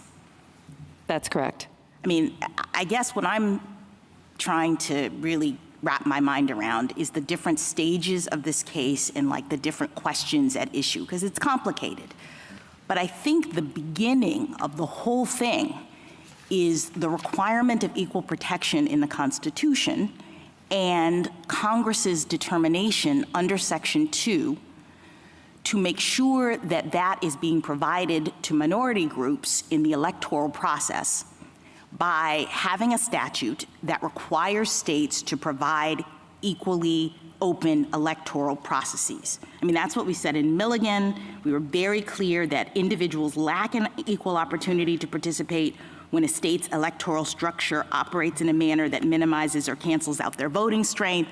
I mean, everybody, I don't think there's a disagreement that we have this initial goal, which is providing equal opportunity. And so then the Robinson court is asked under Section 2, is this a situation in which that's not happening? And they go to trial and they bring in a lot of evidence and they do the thing, and the Robinson court says, yes, this is that situation. Fine. I guess I don't understand why the Robinson court's decision is before us right now, because what I understood is that as a result of the Robinson court's decision, Louisiana then enacts a map that it believes will remedy the violation that the Robinson court has identified, and we're here on a challenge about that map. That I think we call as a Shaw problem. We're here deciding whether they can use race as a remedy, as people say they did in the construction of this map. So I guess I'm not even clear why the Robinson court's initial identification of the problem is being questioned as a compelling interest, because there's an interest in not having an unequal electoral system, right? That's correct. The Robinson decision is absolutely not before this court. There's no record in the Callais case to support that. Thank you. Thank you, counsel. Mr. Aguinaga. Thank you, Mr. Chief Justice, and may it please the court. Race-based redistricting is fundamentally contrary to our Constitution.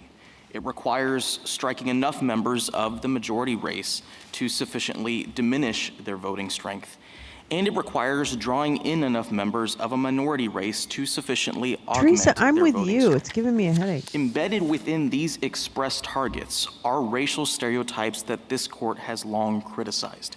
They assume, for example, that a black voter, simply because he is black, must think like other black voters, share the same interests, and prefer the same political candidates.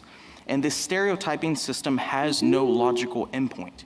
We are 40 years removed from jingles, and yet, according to my friends on the other side, nothing has changed in the voting and housing patterns in Louisiana that require race-based redistricting.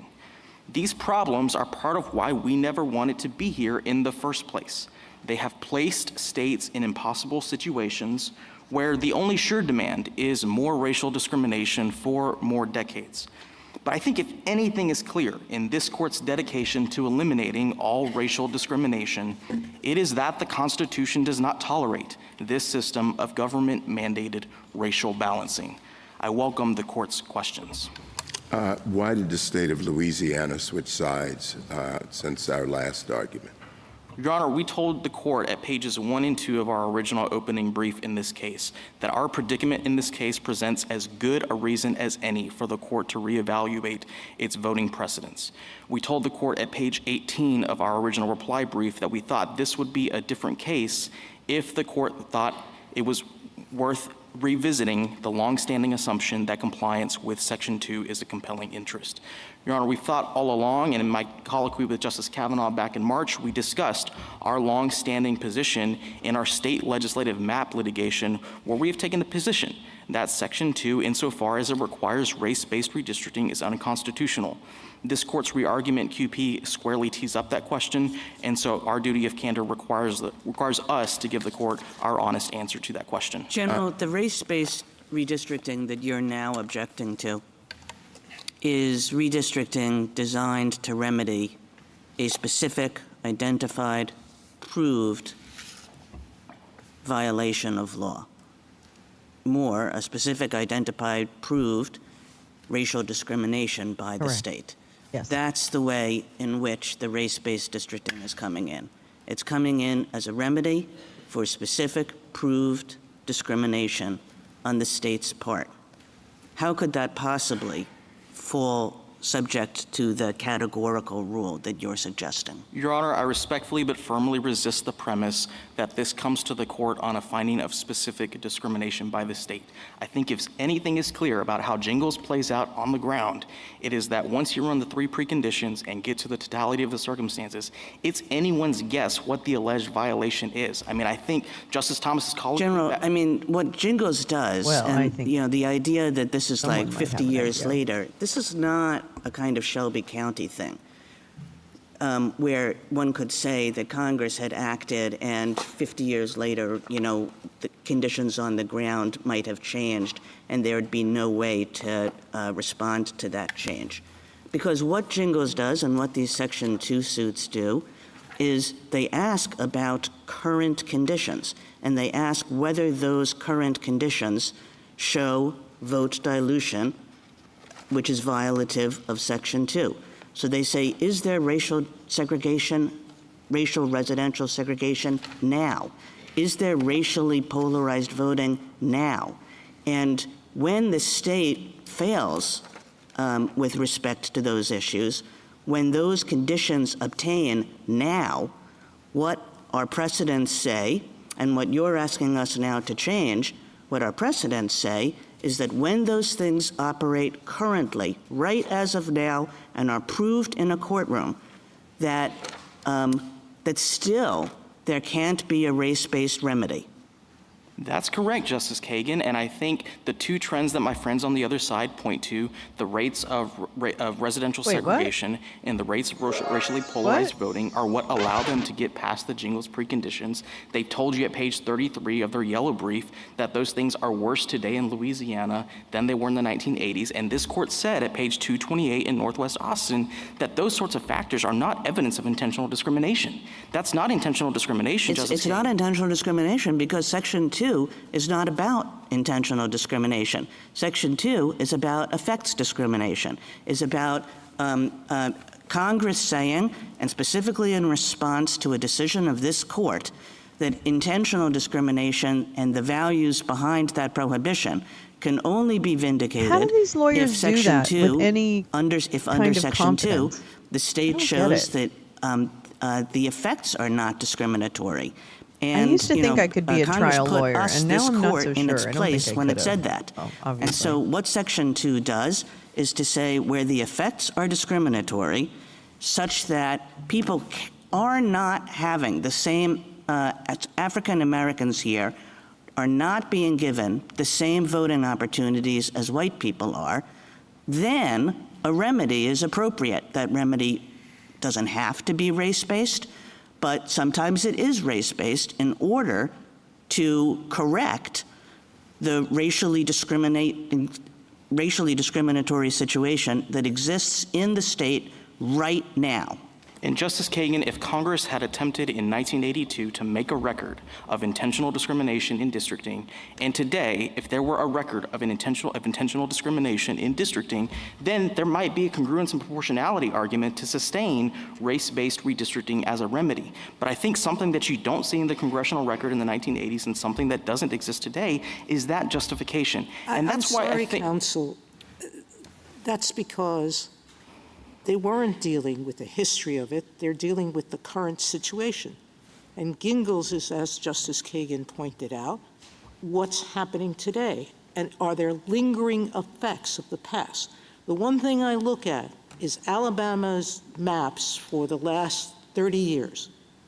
The map that the Robinson Court found cracked and packed voters was a map that's been in effect almost the entire history of Alabama. That map was put in effect because of discrimination. So it's going to have a lingering effect. They wanted to pack white voters. They've been doing that. And they wanted to crack black voters as much as they could, and they've done that. And it's only Section 2 and Section 5 that kept them creating one majority district. But using race is a part of redistricting always. We've said that the only actionable part that's intentional if it predominates. But race is always a part of these decisions, and my colleagues are trying to tease it out in this intellectual way that doesn't deal with the fact that race is used to help people. Legislators might try to keep an ethnic community in one district. They might consider it to get a sense of which district to draw an incumbent into. They might review it to predict what kind of issues a district voter might be particularly interested in. They might use it to inform partisan goals. We permit all of that.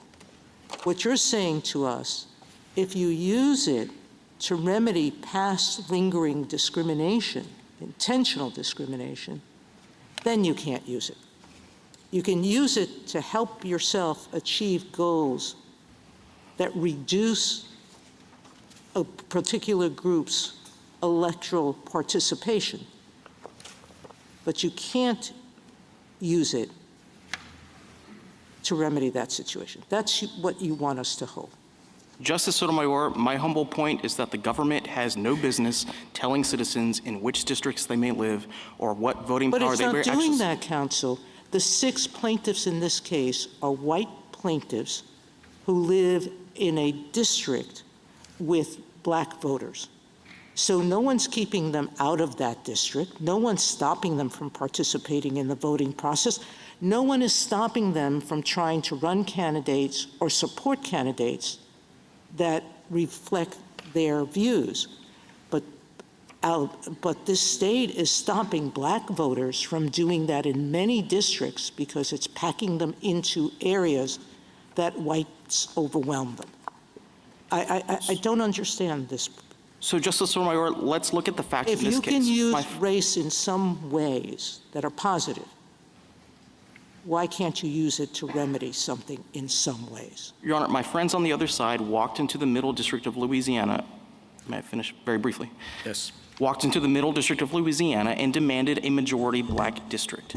What's the purpose of that kind of district? The avowed purpose of drawing a majority black district is to diminish the voting strength of some racial groups and augment the voting strength of others.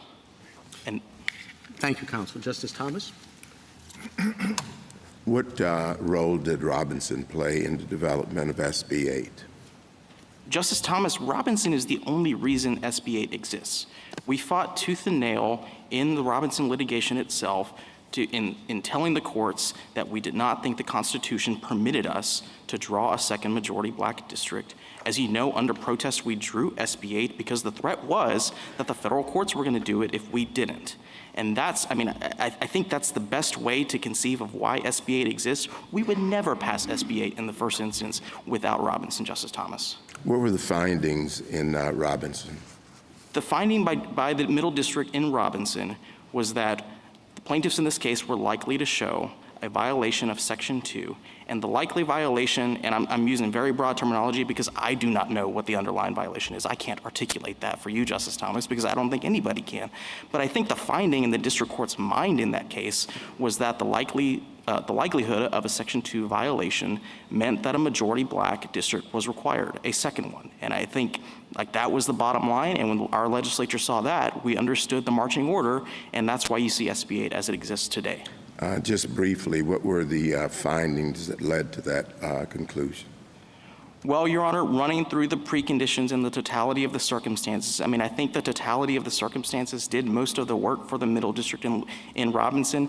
Senate Factor 1, the official history of past discrimination, Justice Thomas, we can never outrun the bad era of poll taxes, of grandfather clauses, of literacy tests. I think we're always going to lose across the board on that kind of analysis, and that's what the Middle District in Robinson focused on, is how bad was Louisiana in the 1930s, 40s, 50s, 60s, and, you know, add all that together, and at the end you have a vote dilution finding that I don't think is clearly articulable in the way that SFFA requires a finding of discrimination to be specified.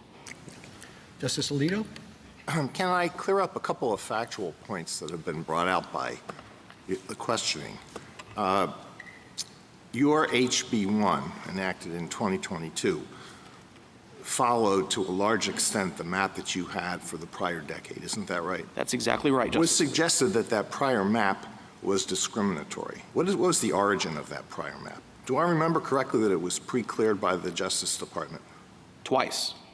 That's correct, Justice Alito. So it wasn't, there's no finding that that map was based on discrimination, and that by following that map, you were perpetuating prior discrimination. No, Justice Alito, and I think that's why I firmly have to resist any suggestion that the Louisiana State Legislature is out here targeting minority voters and trying to abridge the right to vote. That is just completely unfounded. As to the suggestion that there was a proven violation in the Robinson litigation, that was a preliminary injunction, right? That's correct, Justice Alito. So there wasn't a finding that there was a violation, at most a finding that there was likely to be a violation shown. And is it not correct, for the reasons that I brought out in my questioning of Ms. Nelson, that what the district court did there was not to ask whether the minority group was sufficiently compact, but whether the district itself was sufficiently compact? That's exactly right, Justice Alito. And if you look at the black population in Louisiana, I mean, it is all over the place. You can identify pockets of black voters, but they are dispersed across the state. There's no way you can conceive of that population as compact. Thank you. Justice Sotomayor? I may be remembering the record wrong on this because it was a while back, but if I recall, the district court looked at the three main parishes that make up District 6 now, and looked at it and said, they have a commonality of history. Many of its residents go from where they live near the Baton Rouge area to work or go to school, and they go back to their communities. They have long family ties between the communities and among the communities. There may be a difference in education and some income differences, but that's true of all the districts in Louisiana. You've got the districts that are protecting incumbents, where in the north there's less money than in other areas. So those differences are not meaningful. But I thought the district court did a very careful analysis of the commonality of interest of that black community. You may disagree with its finding, but it did do that analysis. Your Honor, no doubt the Middle District purported to run through the Jingles analysis, and it said, you know, it will be the unusual. You're disagreeing with it, but it did do that. It did what this court's precedents allow lower courts to do. And Justice Sotomayor, my only point in response to that is to say, when the district court was asking about what the minority group does and thinks and prefers, it is exactly the sort of racial stereotyping that this court's precedents say is impermissible. Counsel, with respect, the last time the SG was here before us on behalf of your state, they said that race did not predominate just with your creation of District 6, because what you were trying to do and why it's oddly shaped was to protect incumbents. Are you walking that back? Your Honor, our position in our supplemental briefing on racial predominance is as follows. If race is a non-negotiable in the drawing of a new district, we think that should satisfy this court's predominance analysis. And the argument you— But that's just it, which is, was it? What really was non-negotiable for you was nonpartisanship. And you could have picked one of the other maps, the illustrative map. You didn't have to, but you drew this because of your partisan needs more than because of race. We drew listened it to for that partisan case, reasons, I Justice think. Sotomayor. My point, and the point we make at the end of our opening supplemental brief, is to say when this court's racial predominance questions ask about non-negotiability, it shouldn't matter if race is the one non-negotiable factor or it's one of 10 non-negotiable factors. Well, but we always talk about what predominates, and what predominated here was politics. That's what you said the last time. Thank you, counsel. Justice Kagan? General, a couple of years ago when we decided Milligan, the party there, state there, made several arguments that we specifically rejected. Giving any and fucks in today. the answers that Zero you just fucks gave given. to me, it seems to me that you've repeated each and every one of those arguments that we rejected. So I'll just run through a few of them.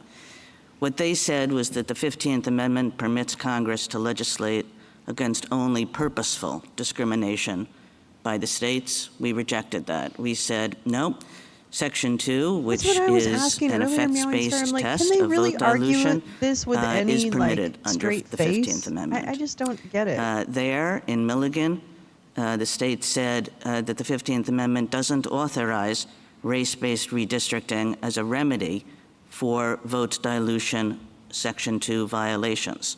We said, no, that wasn't correct either.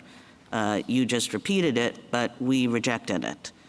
And they said that we should adopt an interpretation of Section 2, Idiocracy. and I'm quoting here, that would revise and reformulate the Jingles threshold inquiry that has been the baseline of our Section 2 jurisprudence for several decades. And we rejected that as well. I don't know if I can honestly recommend so that, Meowing each Star. of the propositions that you're putting forward here, that Section 2 has to be limited in some way just to purposeful discrimination, that it doesn't authorize race-based redistricting as a remedy, and that we need to fundamentally overhaul the Jingles threshold inquiry, was rejected, I don't know, 3 years ago, 2 years ago? Solicitor General, right? Louisiana's an by a SG. majority of this court. Justice Kagan, the court has never addressed and rejected the two key parts of our argument here.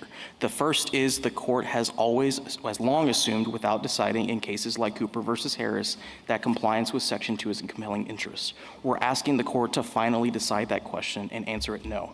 The second question, the Allen court but you're asking us based on arguments that have been specifically rejected by this court over many decades and 3 years ago. Your Honor, this is an antecedent question that the court has routinely left open in its voting precedents, and that's why we're asking the court to address it here. If I could just answer the second question that the court has left open, in Allen, the court left open the question of whether a logical endpoint is identifiable in the race-based redistricting context.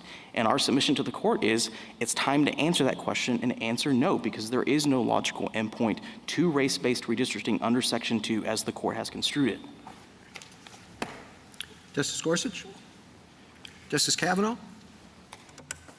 I'd like to get your views on pages 25 and 26 of the Solicitor General of the United States' brief, where they say this court should hold that the plaintiff's illustrative district cannot disregard the state's political objectives, and further say that Section 2 plaintiffs cannot claim a lack of equal openness where politics rather than race is the likely reason for the state's refusal to create a majority-minority district. You have thoughts about the Solicitor General's approach, and then in the course of answering that, do you see differences between your basic submissions and the federal government's submissions? I'm going to ask them that too. I do, Justice Kavanaugh. I do think the top line response is we like the proposal and we don't. I think we like it insofar as you know from our original briefing and our supplemental briefing that the thing we want most as the state is clarity in this area of the law. And so any remodeling of Jingles that brings about that clarity, of course, we're going to like. I think the reason we don't like it, there's a practical reason and a doctrinal reason. I think the practical reason with the proposal is that you're probably going to see a new front of Section 2 litigation over what any new test means and how it plays out on the ground. And so I think the upshot is the courts are going to continue to be inundated with Section 2 cases under this new test, if it exists. So as a practical matter, I don't know that we get much What's the practical lack of clarity that you see? I guess I would have thought that solves a lot of the concerns that you've identified and that the amicus briefs that support your side have identified so far. Yes, if I could answer that and then get to the quick doctrinal point. Yes. On the practical point, I do think that you start to see hints of this in the Robinson Appellant's yellow brief, the supplemental yellow brief, which is there's going to be a lot of disagreement in the lower courts about racial predominance. That is a critical trigger in a lot of this court's cases, and unless there's absolute clarity about how that analytical framework shakes out, then you're still going to see this onslaught of litigation that we see today in the Section 2 context.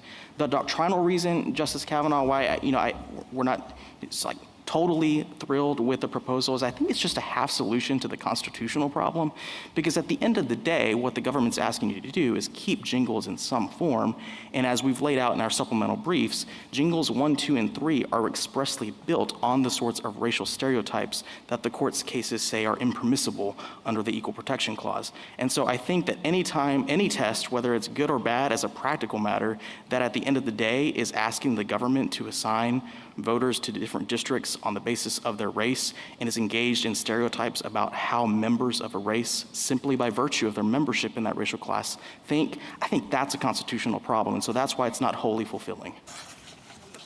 I think the reason they say we haven't really addressed their proposal before in our jurisprudence, in part because before Rucho, states wouldn't articulate that objective explicitly, and therefore it's an open question. Do you agree with that? I think as a practical matter, that's probably true, Your Honor. I mean, I think pre-Rucho, states were going to be very hesitant to venture out to say, overtly, like politically, like here's what we're doing. And so that is, I think, a great explanation of why the court's cases have treated the political versus racial divide as it does. And just on common ground here, because I think it's always important in a case like this where there's disputes to identify what's common ground. Justice Jackson said the goal is equal opportunity for all Americans. I think we all agree on that completely. And the goal, of course, is racial non-discrimination. But at the same time, given history and given Congress's action, the goal is making sure that there have been sufficient remedies for the history of discrimination in the United States, and we've seen that in the school desegregation context, and the college admissions context, and a variety of contexts. And then Ms. Nelson, I think, suggested if there is going to be a temporal limit, she doesn't want one at all, but then I think she said if there's going to be one, it should be identified in advance, and I just want to get your response to that. Our response to that is simple, Your Honor. Over 3 decades, dating back to Shaw 1 and Miller, the court has always qualified its voting cases with the caveat that racial stereotyping is bad, the 14th Amendment forbids it, and in all events, it can't persist. I think anybody remotely involved in redistricting knows those caveats and has been on notice since the 1990s. They call that dog as beer. recently as this court's plurality opinion in Schuette, and then SFFA, where the court again reproduced that black letter law that racial stereotyping is not permitted under the 14th Amendment. The warning bells have been sounding for decades, and I think that's a long enough notice for anybody involved, Your Honor.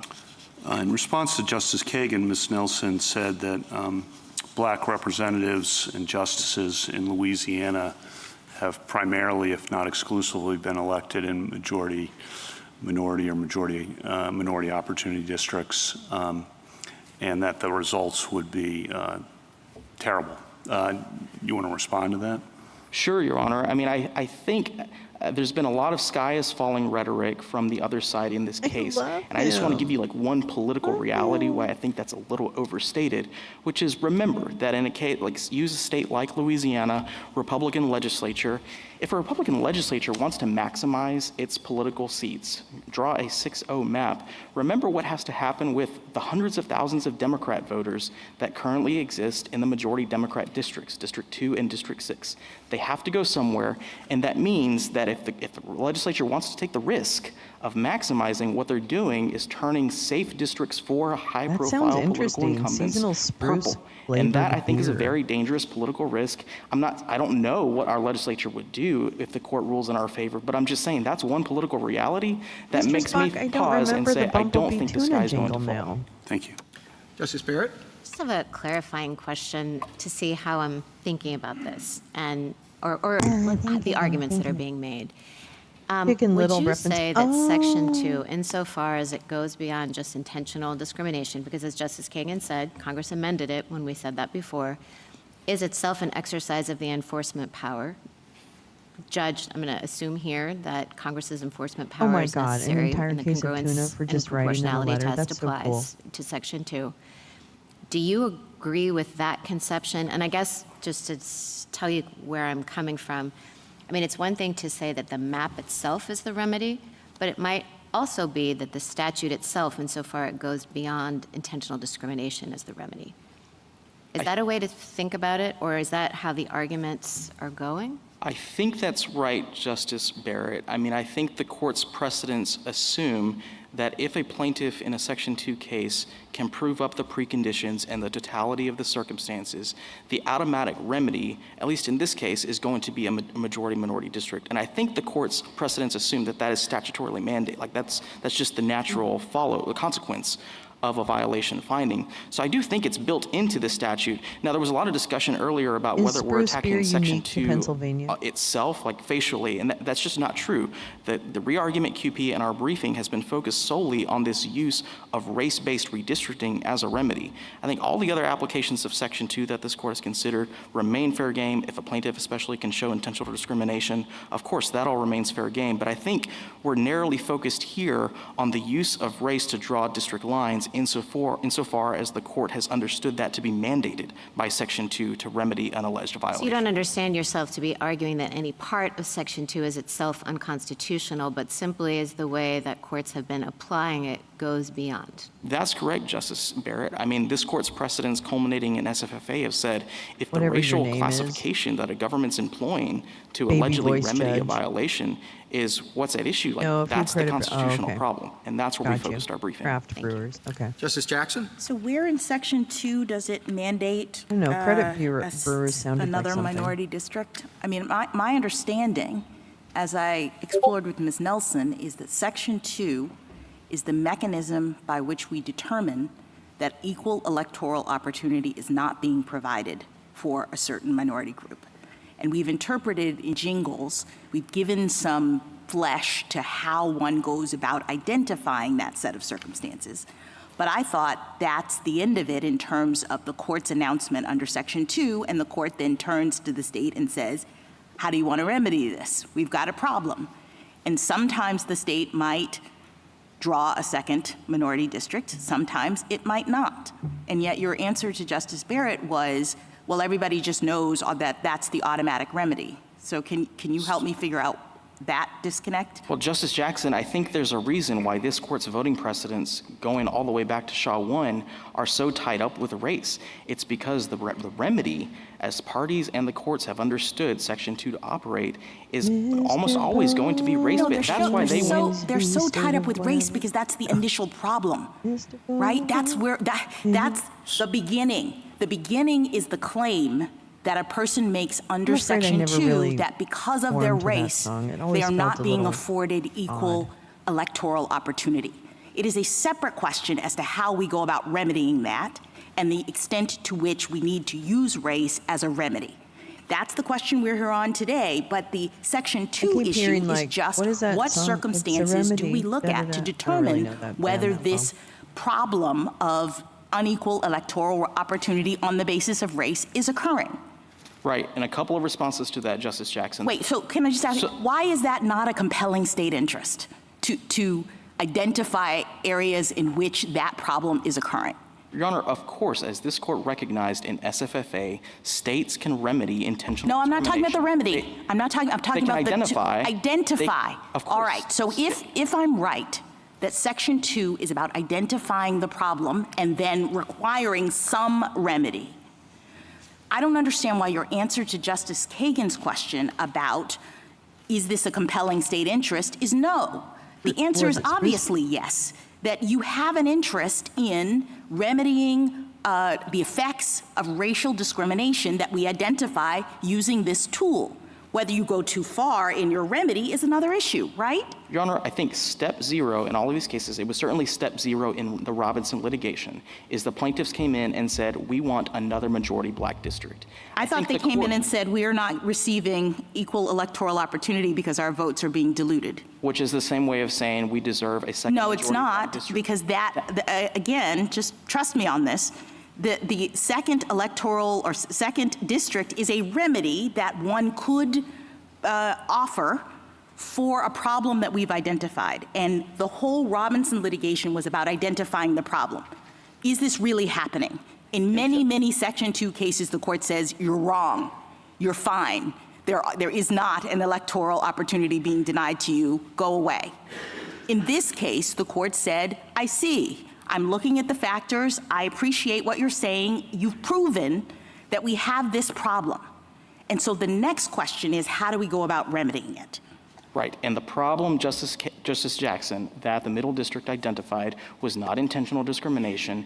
And in fact, I think Why when do I you hear need my intentional discrimination to remedy a problem like the one that I've identified? Because if you're going to use race the way that the Robinson appellants want the court to use race in drawing a second majority minority district, you've got to have a compelling interest. Thank you. And Thank you, Mr. Chief Justice. Thank you, I counsel. love it. I love it when he does that. Mr. Grime? When she does that, I mean. I just love it when she cuts him off. I'm sorry. I can tell she's just like, I'm done. Fuck you. I'm Justice Jackson, and I'm done. Mr. Chief Justice, and may it please the court. The appellees should prevail here regardless of the grounds on which the court chooses to rely. In today's America, voters like the appellees are still being racially stereotyped to place them into single-member districts. If it was ever acceptable under our colorblind Constitution to do this, it was never intended to continue indefinitely. Section 2 effects findings alone can no longer justify the widespread stereotyping of American voters based on race in violation of the 14th and 15th Amendments. It is time to reach a question this court has never reached and hold that Section 2 alone is no compelling interest for racially gerrymandering citizens like the appellees today. The court should affirm and direct the district court to order a remedial map in time for the 2026 elections. I welcome any questions. The last time we had this case, and in the materials that we have, there was quite a bit of discussion in the debate surrounding SB 8 that this district had to be drawn this way, the second district, because of the litigation earlier in the Robinson case. What's your view of the role of Robinson in the development of SB 8? Well, it has exactly one point of contact, which is the state has admitted that it felt that it had to draw a second majority-minority district because of Robinson to avoid trial in Robinson. Right. They did not want to have a trial during the I mean, time it should be it was going to be permanent. scheduled. Sorry, it should be permanent And so remedy. They passed the second majority-minority district, and Because apparently left to their own devices, it predominated will in doing that. revert back to When you say race predominated, what exactly do you diluting mean black by that? vote. I just mean to apply the voters of standard from Cooper and. Well, I mean practically, how is it used in your mind, or in your thinking? Well, basically the state went to the strongest remaining area of minority population, which was East Baton Rouge, and then they looked about the state for enough minority voters that was still contiguous to the main concentration in East Baton Rouge, and they went to the Northwest. And again, the goal that could not be compromised, which was the standard here, was that they had to draw a second majority-minority district, and that made race predominate, both in the direction and in the details of how the lines were drawn. Popeye's chicken, but I think I've ever had that. I don't know Mr. why. Grime, you and the Solicitor General spoke about stereotyping and how there's no place for stereotyping. But I'm wondering what stereotyping has to do with any of this. the requirements of a Section 2 vote dilution claim are essentially that there's residential segregation by race. That's not stereotyping. That's just where people live. And that there is racial block voting, essentially that whites won't vote for a black candidate. That's not stereotyping either. That's just what the data shows about racially block voting. So I'm wondering how it is that stereotyping gets into this case at all. Well, Your Honor, two points. First of all, stereotyping is the remedy that occurs when race predominates and is used to sort voters into one district or the other. And the reason that's important is to go back to the second kind of predicate to your question. In a jingle showing, the showing that's made is not that white voters or majority voters won't vote for the minority candidate. The only showing that's currently being made is correlation. And so what we're not seeing in cases today is a showing that we can separate out partisan politics, any partisan motivations that the majority or minority voters have. And so that case could come along, but that's not part of the required showing of jingles the way courts are applying it. Well, I think that, we've had several cases up here where we've acknowledged like that there's gin, some interaction right? So between race kind of. and partisan Maybe affiliation. not. Obviously, Gin is that's juniper, right. so kind of And different. the task for the courts is to separate those things out, which may be hard in a given case, may be easier in a given case. But the only thing that's at issue, the violation, is where there's racially block voting. And again, it's just a there. There is currently, in order to prove a Section 2 violation, you have to show that the current conditions, not some old conditions that happened in 1962 or in 1982, but the current conditions are such that there's no equal opportunity for African American voters or some other group because there's racially block voting. And I guess I don't see where stereotyping comes into that. It's just there's a there that African Americans can't elect candidates of their choice. Well, the problem, though, is in the remedy. The problem is that when you are drawing your remedial district, which is the very first part of jingles, that may not be the final district you end up with, but just to reach, I'm covering your question and a question Justice Jackson asked. The very first thing the plaintiff shows is here's the community that was cracked or packed. And so to undo that, you have to look at the race of the voters all around that area, and you've got to make assumptions about them based on statistics, but you've got to make assumptions about what they think and how they vote based on their race, and you're drawing new districts based on that. Yeah, I mean, this is the thing that we decided in Milligan, because what the state said in Milligan was that the plaintiffs could not use a map that was at all race-based themselves in order to show that there was a way out of this kind of vote dilution, these kinds of vote dilution practices. And the court said, of course you can do something that is race-based, even though not race predominant, that we're not going to insist that you come in and ignore the factor of race when the only reason we're here is because race has played such an integral part in the voting process that people are being deprived of their voting rights because of race. Well, Justice Kagan, the plurality in that section of Milligan drew the line between race-conscious and race-predominant districting. Race-based appears, and maybe we need to define all of our terms, it appears in the decision. But I think what is clear from that case is that the remedial maps can't allow race to predominate. I mean, the court said that the remedial map, the illustrative map, can't violate the court's redistricting decisions.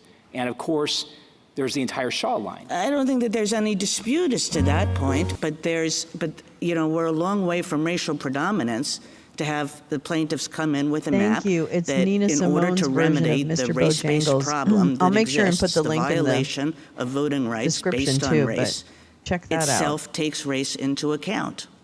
Well, that's what Milligan said 3 years ago. The problem, I mean... And that wasn't a stereotype issue, and it wasn't a kind of like we're based on past conditions.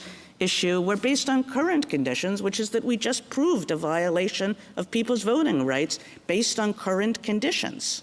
Stereotyping is always the main injury in a Shaw case. It's always the injury when race predominates. And but you're asking for changes to Section 2, which is not the Shaw case. That's the confusion. I understood that the illustrative maps that the plaintiffs bring in the beginning of a Shaw case is part of their showing that we have a problem. They're illustrative. They're not what Louisiana picked in this case. They're not what the court requires. The court gives the state, once the violation is established, the opportunity to draw its own map. So they're just showing, like that's just a step that you have to do as a part of your showing that we do have this vote dilution problem in this situation. Karen. And as Justice Kagan says, that's all based on current information. Well, but the question is, what's that is based on current information? It's not a showing of intentional discrimination. Why does it need to be? Is your suggestion that the only thing that's worthy of remedying is the intentional discrimination by the state? If the remedy is stereotyping and race-based, set aside what the remedy is. I just need an answer to the initial question. Right? If I'm looking only at Section 2 world, we have a mechanism for identifying race-based vote dilution and other kinds of problems. Is your view that you only are entitled to some remedy for that if you demonstrate that the state intentionally is causing this to happen to you? Well, that's not current doctrine under Jingles, but the problem is that your argument? Is that what you're saying we have to do? Our argument is that if you're going to allow a race-based remedy, it must be in response to intentional discrimination. So you don't get a remedy for an actual dilution or problem with your vote, the kinds of things that Congress cared about and that the Constitution requires. You don't get a remedy unless this was intentional on the part of the state with respect to you. Which is a constitutional vote dilution claim which people always can be bringing. Thank you, counsel. Justice Thomas? Justice Alito? Justice Sotomayor? So I'm assuming that the ban on poll taxes, literacy, well, not poll taxes, because those have been eliminated by the 26th Amendment, but that the literacy ban that we have will sunset too? Those are not those remedies don't require racial stereotyping. Well, they do, because to prove them, you have to prove that it affects the races. I mean, I just don't understand the stereotyping concept in the Jingles factors. The Jingles factors is looking at whether these people have, their vote is being diluted or if their vote is being taken away from them merely because they're black. And so if that's the case, we have always said that remedying a discrimination, you can use race. Now, you want to add the qualifier, it has to be intentional. But I don't see the 15th Amendment being limited that way. The words of the 15th Amendment are that Congress can stop any practice that dilutes voting. That hasn't, practice is an act that has an effect. It didn't say intentional dilution of voting. Yeah. It talked about, is the that, amendment itself I'm sure there's talks some about kind a of practice. Your Honor, this court has never held that the 15th Amendment addresses anything other than intentional discrimination. No, it does. That's just not true. Justice Mulligan, and we've said in a slew of cases. Yeah, and Congress they itself said they're we're not using intent, we're using effects. And we said that's wasn't okay. a slip of the tongue. Within their power as specified in the 15th Amendment. But Your Honor, you can only catch the effects as part of an that's just the enforcement power at that point. So you're using the enforcement power based on a showing. Discrimination is the practice. The case law going back to Katzenbach and... But Mr. I'm sorry. Oh, are we... Yes. Sorry. Justice Sotomayor. Well, I'll stop and you pick up. Justice Kagan. Oh, sorry. You're all done. No, you're not done. I'm in no hurry. What we've said, and this goes back umpteen years, and it was said again in Milligan, is that even if the constitutional prohibition is one on purposeful discrimination, Congress can enforce that prohibition under Section 5 of the amendment by way of prohibiting various kinds of effects. And so in Milligan we said a ban on discriminatory effects is an appropriate method of promoting the purposes of the 15th Amendment. And as I said, that goes back to Katzenbach, it goes back to City of Rome. And I understand that common ground here, including among the SG, is essentially a desire to take us back to an entirely intent-based world.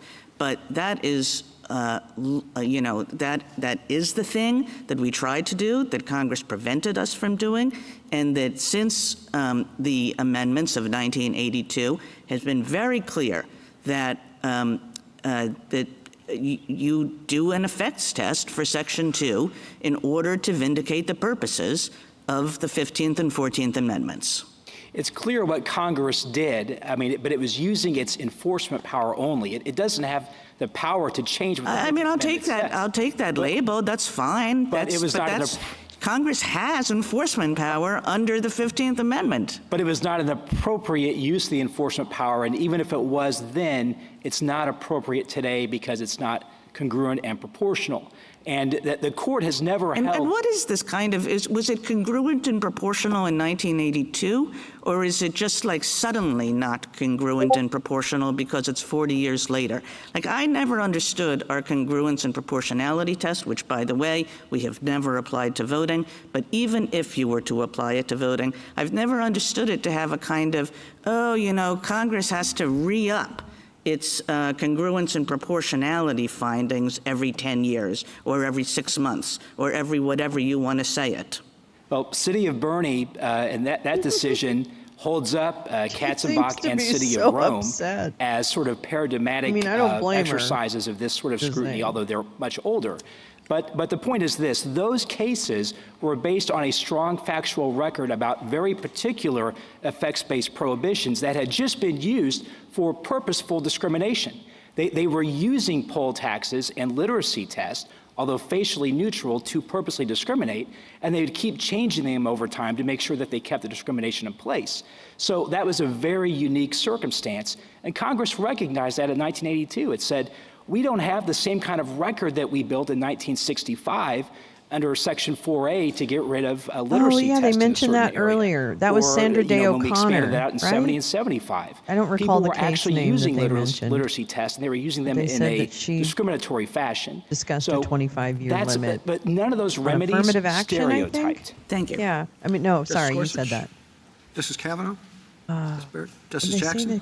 So going back to this discriminatory intent point, I guess I'm thinking of it, of the fact that remedial action absent discriminatory intent is really not a new idea in the civil rights laws. And my kind of paradigmatic example of this is something like the ADA. Congress passed the Americans with Disabilities Act. Really optimistic. Yeah, she talked about generational change and then gave it 25 years. To people with disabilities. But it turns out that she was on the wrong side. So it was discriminatory in effect because these folks were not able to access that she actually was colluding with the enemies of democracy. And it didn't matter whether the person who built the building or the person who owned the building intended for them to be exclusionary. That's irrelevant. Congress said the facilities have to be made equally open to people with disabilities if readily possible. I guess I don't understand why that's not what's happening here. The idea in Section 2 is that we are responding to current day manifestations of past and present decisions that disadvantage minorities and make it so that they don't have equal access to the voting system, right? They're disabled. In fact, we use the word disable in Milligan. We say that's a way in which you see that these processes are not equally open. So I don't understand why it matters whether or not the state intended to do that. What Congress is saying is if it is happening, which Section 2 gives us the tools to determine, you got to fix it. The difference is that the remedy under the ADA and other anti-discrimination laws is not stereotyping. We don't then. It's not race-based. I take your point. I take your point. But you're saying then that if the problem of no access is about race, it's just too bad. Holy moly. Because you can't That's have a a lot of remedy flavor that relates to sensations race. going on. Absolutely not, Your Honor. It's not whether it relates to race. It's whether the remedy that relates to race involves stereotyping voters and making assumptions about their politics and their views and their thoughts based on their race, and that's the problem. It doesn't exist in those other So why do we have to statutes. change Section 2? Okay, so fine, you say if it's the remedy problem, why aren't we just focused on whether the remedy here, the particular map in Louisiana, is predominant, using race, and if so, strict scrutiny applies, and did they narrowly tailor it? I mean, that seems to me to be the problem that you're identifying. The remedy here, you say, is overbroad, it's not using the right factors, it's using race in a stereotypical way. What does that have to do with Section 2 and changing its criteria and adding intent there? Well, Your Honor, you have to break the link between only using effects on the front end and on the back end using race and stereotyping. That's what you have to break. And so, I mean, this court warned about that problem, Okay, I don't see the link, but I'm out of time. Thank you. Thank you, counsel. She does it every time. Mr. Mupan? Mr. Chief Justice, and may it please the court. I think God, this there's court's a million predominant of them. standard will help clarify a lot of the issues that have been discussed this morning, and will also show why the arguments we're pressing here were neither raised nor rejected in Milligan. So first, under the Constitution, the problem is not the mere consideration of race in districting. The problem is when race Okay, I think I'm going to call it for neutral this particular principles case and is the because you'll get the point. It's almost coming to the end of the arguments, and I will definitely link this so that you have it. But there's a couple things I wanted to make sure that we read too. Hold on. Let me get rid of this little wordy words. It's too many words, yeah. But yeah, I think Teresa, you're saying if the Republican justices go with this, it could give them around 16 more reps in their favor in the Louisiana state legislature.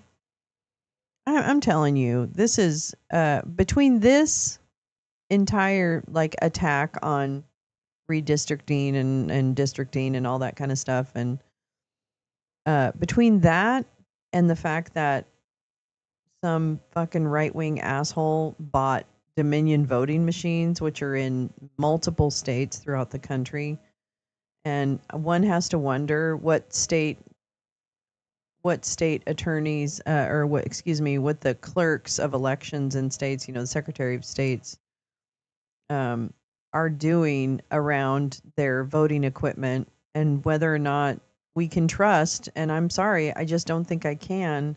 I don't think I can trust a right-wing extremist who renames the company Liberty, which is a huge red flag, around voting machines. So this is just adding to the depression that comes with where our vote's going to be when it comes to 2026 and the midterms.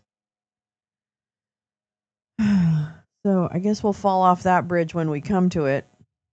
Well, yeah, Dominion. I'm not saying the name. I'm saying. I mean, isn't that just a Virginia thing? I don't even know. Or is it Dominion over the entire universe? Yeah, No. I don't know. Anyway, sorry. I digress. Okay, let me find these things that I really wanted to read to you. I wanted to read to you. What am I gonna read to you? Hold on, let me find it. Well, first of all, let me do this. Read to me. So this is something Gal shared earlier. It's from CENTCOM, Central Command. Admiral Brad Cooper CENTCOM commander. We strongly urge Hamas to immediately suspend violence and shooting at innocent Palestinian civilians in Gaza, both Hamas-held parts of Gaza and those secured by the IDF behind the yellow line.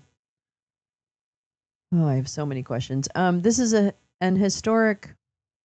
Is it really, Anne? I mean, I guess so. An historic opportunity for peace. Hamas should seize it fully by standing down, strictly adhering to President Trump's 20-point peace plan, and disarming without delay. We have conveyed our concerns to the mediators who agreed to work with us to enforce the peace and protect innocent Gaza civilians. Oh, well, that ship sailed, bitch. Okay, that ship sailed. Nice work. We remain highly optimistic for the future of peace in the region. Okay. Well, that's all fine and good. So I don't know, Gal, you may not still be with us in the room, but does that mean that this is a warning to Hamas? And that somehow that our military would be involved in further military aggression towards Hamas? I mean, is that what I'm understanding? I could be not understanding. Yeah, freedom mode. Now with just one button. That's pretty funny. So that's interesting. So if Gal pops in, I might ask her that question. Speaking of SCOTUS, let me see. This isn't not too long. I just wanted to read this because I found this yesterday when we were, watching another SCOTUS case. And a dive into Justice Kennedy's new memoir, because everybody's got a fucking book. Retired Justice Anthony Kennedy's memoir, Life, Law, and Liberty. And Labubu's. Life, Law, and Labubu's. Comes out today, October 14th. Within the next few weeks, SCOTUS blog will publish a review of the book to whet readers' appetites. However, below are several interesting passages from it, or at least passages that I found to be interesting, including reflections on originalism, Kennedy's most controversial cases, abortion, Vladimir Putin, and music. I don't really care about music. On judicial decision making. Hi, JFK. Thank you, darling. I would just adore you. Thank you, JFK. You're very dear. You're dear heart. Thank you. I'm so glad to hear that. I'm hearing in that they're laying the groundwork to justify fully breaking the ceasefire. Oh, yeah. I mean, that's what I read into it, too. And that, I don't know. I mean, it's just a mess. What a mess. What a mess. What a mess. Yikes. So on judicial decision making, let's begin with that. Throughout his memoir, Kennedy stresses the value of judicial humility and integrity in deciding cases, that is, not in where his son works. That his son worked for Deutsche Bank and was actually the Deutsche Bank representative on all the Trump loans. Wish that was a joke. So integrity isn't exactly in his wheelhouse, if you know what I'm saying. Yeah, let's see what else. Court earns its respect. He emphasizes that the court earns its respect not because its decisions are always going to be right, but by making difficult decisions in proper, thoughtful ways. Oh, really, Kennedy? And without the influence of dark money or, I don't know, Nazi memorabilia collector billionaires? Is that it? Is that it? Okay. All right. Is that hard work? Okay. Is that thoughtful? Okay. According to Kennedy, this is especially important in close cases, where what it must strive to do is come to those results in good faith, in a right and proper way, and with clarity so that citizens can understand the reasoning. Well, that's really funny because we didn't get all that you tried to decide. Kennedy is also clear that justices will not always know when they might be wrong. In retrospect, this is what happened to me regarding the execution of minors. Yeah, that was just a boo-boo on my part. On originalism. Pragmatism, and the Constitution. Unlike many current members of the court, Kennedy is not a self-described originalist, nor, unlike Justice Stephen Breyer, is he a pragmatist. Although Kennedy acknowledges the strengths of both judicial philosophies, he ultimately rejects them as unsatisfactory. Oh. As he explains with regard to originalism, some principles are not necessarily formulated in the words of the Constitution without considering the broader context. Kennedy notes that in cases where the text does apply, the original meaning is of course instructive, but in my view, a judge cannot simply pluck an old dictionary from the wall and find the answer inside. With regard to pragmatism, Kennedy states that this may be too unclear to give helpful guidance, especially since it is often simply a way to implement some other philosophy or reach a certain desired end. Well, that never happens. See Justice Thomas on Every Opinion. That's it. Okay. Although Kennedy does not offer a concrete judicial philosophy in response, okay, he states near the book's end that with regard to constitutional interpretation, it seems correct to say that over the arc of time, the right answers can and will continue to be found. But sir, what happens when the court is completely corrupt, and why did you resign right around the time that your son, who also, his name was never mentioned in any of the fraud cases having to do with Trump properties, even though he was the Deutsche Bank representative? How does that happen? How does that happen? How? Sir, did you write about that? Did you write about a conflict of interest ever? Yikes. On various cases, you know what? Actually, I'll read a little bit. I thought it was going to be boring, but it's not. Okay. He discusses several Citizens United. Perhaps none of Kennedy's opinions are as controversial, at least on the left, as Citizens United versus Federal Election Commission. There, a 5-4 court barred certain government limits on campaign spending, which is one of the first things that we should take down. Is Citizens United. A 5-4 court, in campaign spending by corporate interests. In his memoir, Kennedy recognizes that all of us are concerned with money in politics. Really? Are you kidding me? But our role was to rule on the constitutionality of a specific piece of legislation passed by Congress. We don't have time for ethics.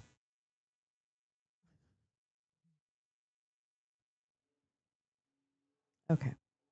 The justice was particularly disturbed by the government's position that if there was an upcoming political campaign and a book was being published or a movie was being produced and it was critical of a candidate, then it could stop publication if funded by a corporation. To Kennedy, in these campaign finance cases, the voters are the ones with the true power. If they see the money coming into campaigns from sources they don't like, they can demand disclosure, and they can choose to vote against the candidate.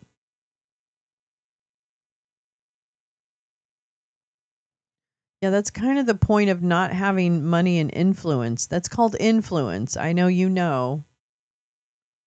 Obergefell v. Hodges. In Obergefell, Kennedy wrote the opinion for a 5-4 majority holding, for those of you living under a well-fortified rock, that the Constitution guarantees a right to marry for same-sex couples.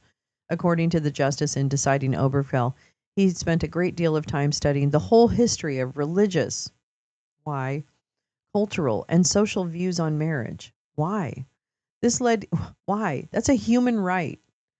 Why in the world would there be any kind of question? Whatever. I know why. I understand why. Okay. This led Kennedy to recognize the changing nature of marriage over time. I get that he's thinking that's thoughtful and judicious, but I call bullshit. This led Kennedy to recognize that, blah, blah, blah. Particularly important to the justice, however, was that at the time of Obergefell, various statistics disclosed that hundreds of thousands of children were being raised by gay couples. Were the children not themselves demeaned by the refusal to recognize their parents' union? So that was it? That was your red line? I mean, fine, but what? Yeah, married people do get special treatment in this country. It's true. So yeah, people who are LGBTQ should be able to take advantage of that, frankly, just as much as anybody else. On a more personal note, Kennedy writes about the fallout between Scalia and him resulting from this decision. In particular, he focuses on Scalia's rare personal attack against me as the author of the opinion, including the line that, quote, "it would be inaccurate to call me a true Westerner because California does not count." According to Kennedy, while this weakened Scalia's opinion, enabling me to shrug it off, my children and their spouses were devastated by the tone of the dissent.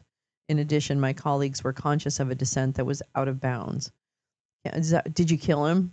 Is Kennedy admitting to murder? Oh my God. Call Jessica Fletcher. Kennedy explains that even before Oberg fell for a year or so, Justice Scalia, Nino, had seemed restive, perhaps even unhappy at the court. This is a murder mystery. Oh my God, which Obergefell made even more obvious several months after the case, because he just hates himself so much that he just wanted everybody to be miserable. Is that what it is? Okay. Scalia stopped coming to lunch or stopping by to chat. The rest of us were troubled by this. He just wouldn't eat lunch with us anymore.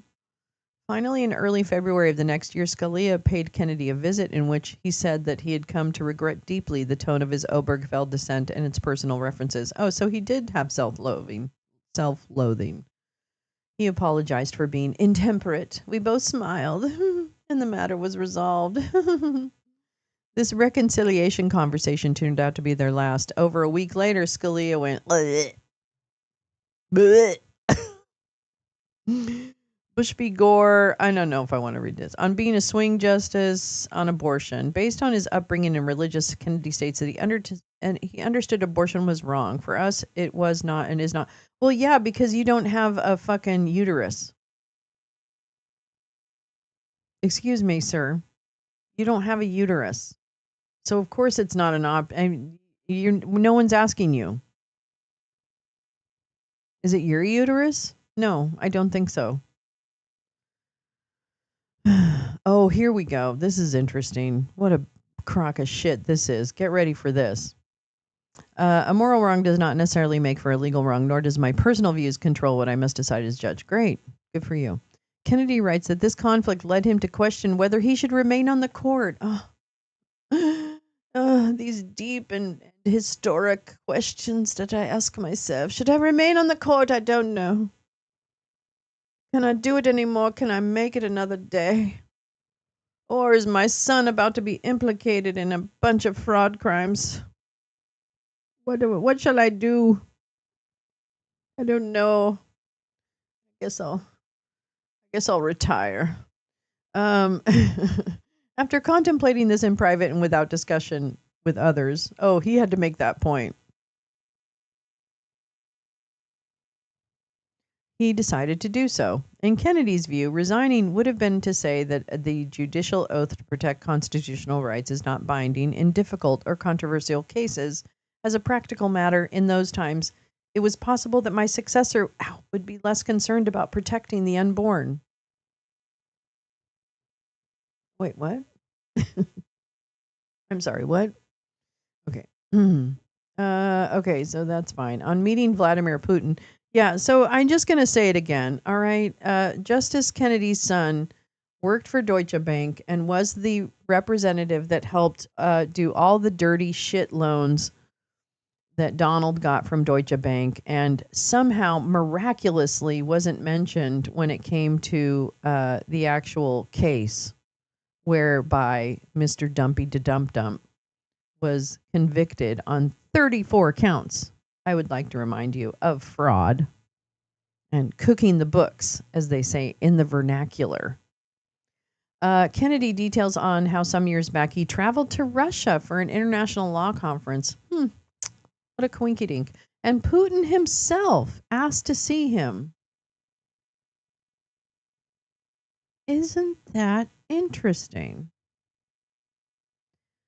At one meeting, the two discussed capital punishment, one of Vlad's favorite topics. Like, how do you want to do it? What's your favorite? I like Windows. That's my Putin imitation. I like Windows. I could have strangled him. Oh, wait. I have sat across. Wait, what does he say? The Russian president remarked there would be no capital punishment in Russia.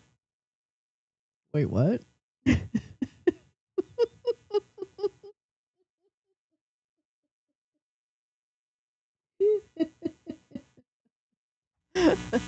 Oops. Come with me and you'll see it's a world of pure imagination.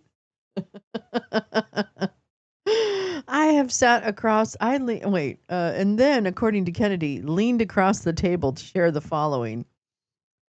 Wait, I've got an idea.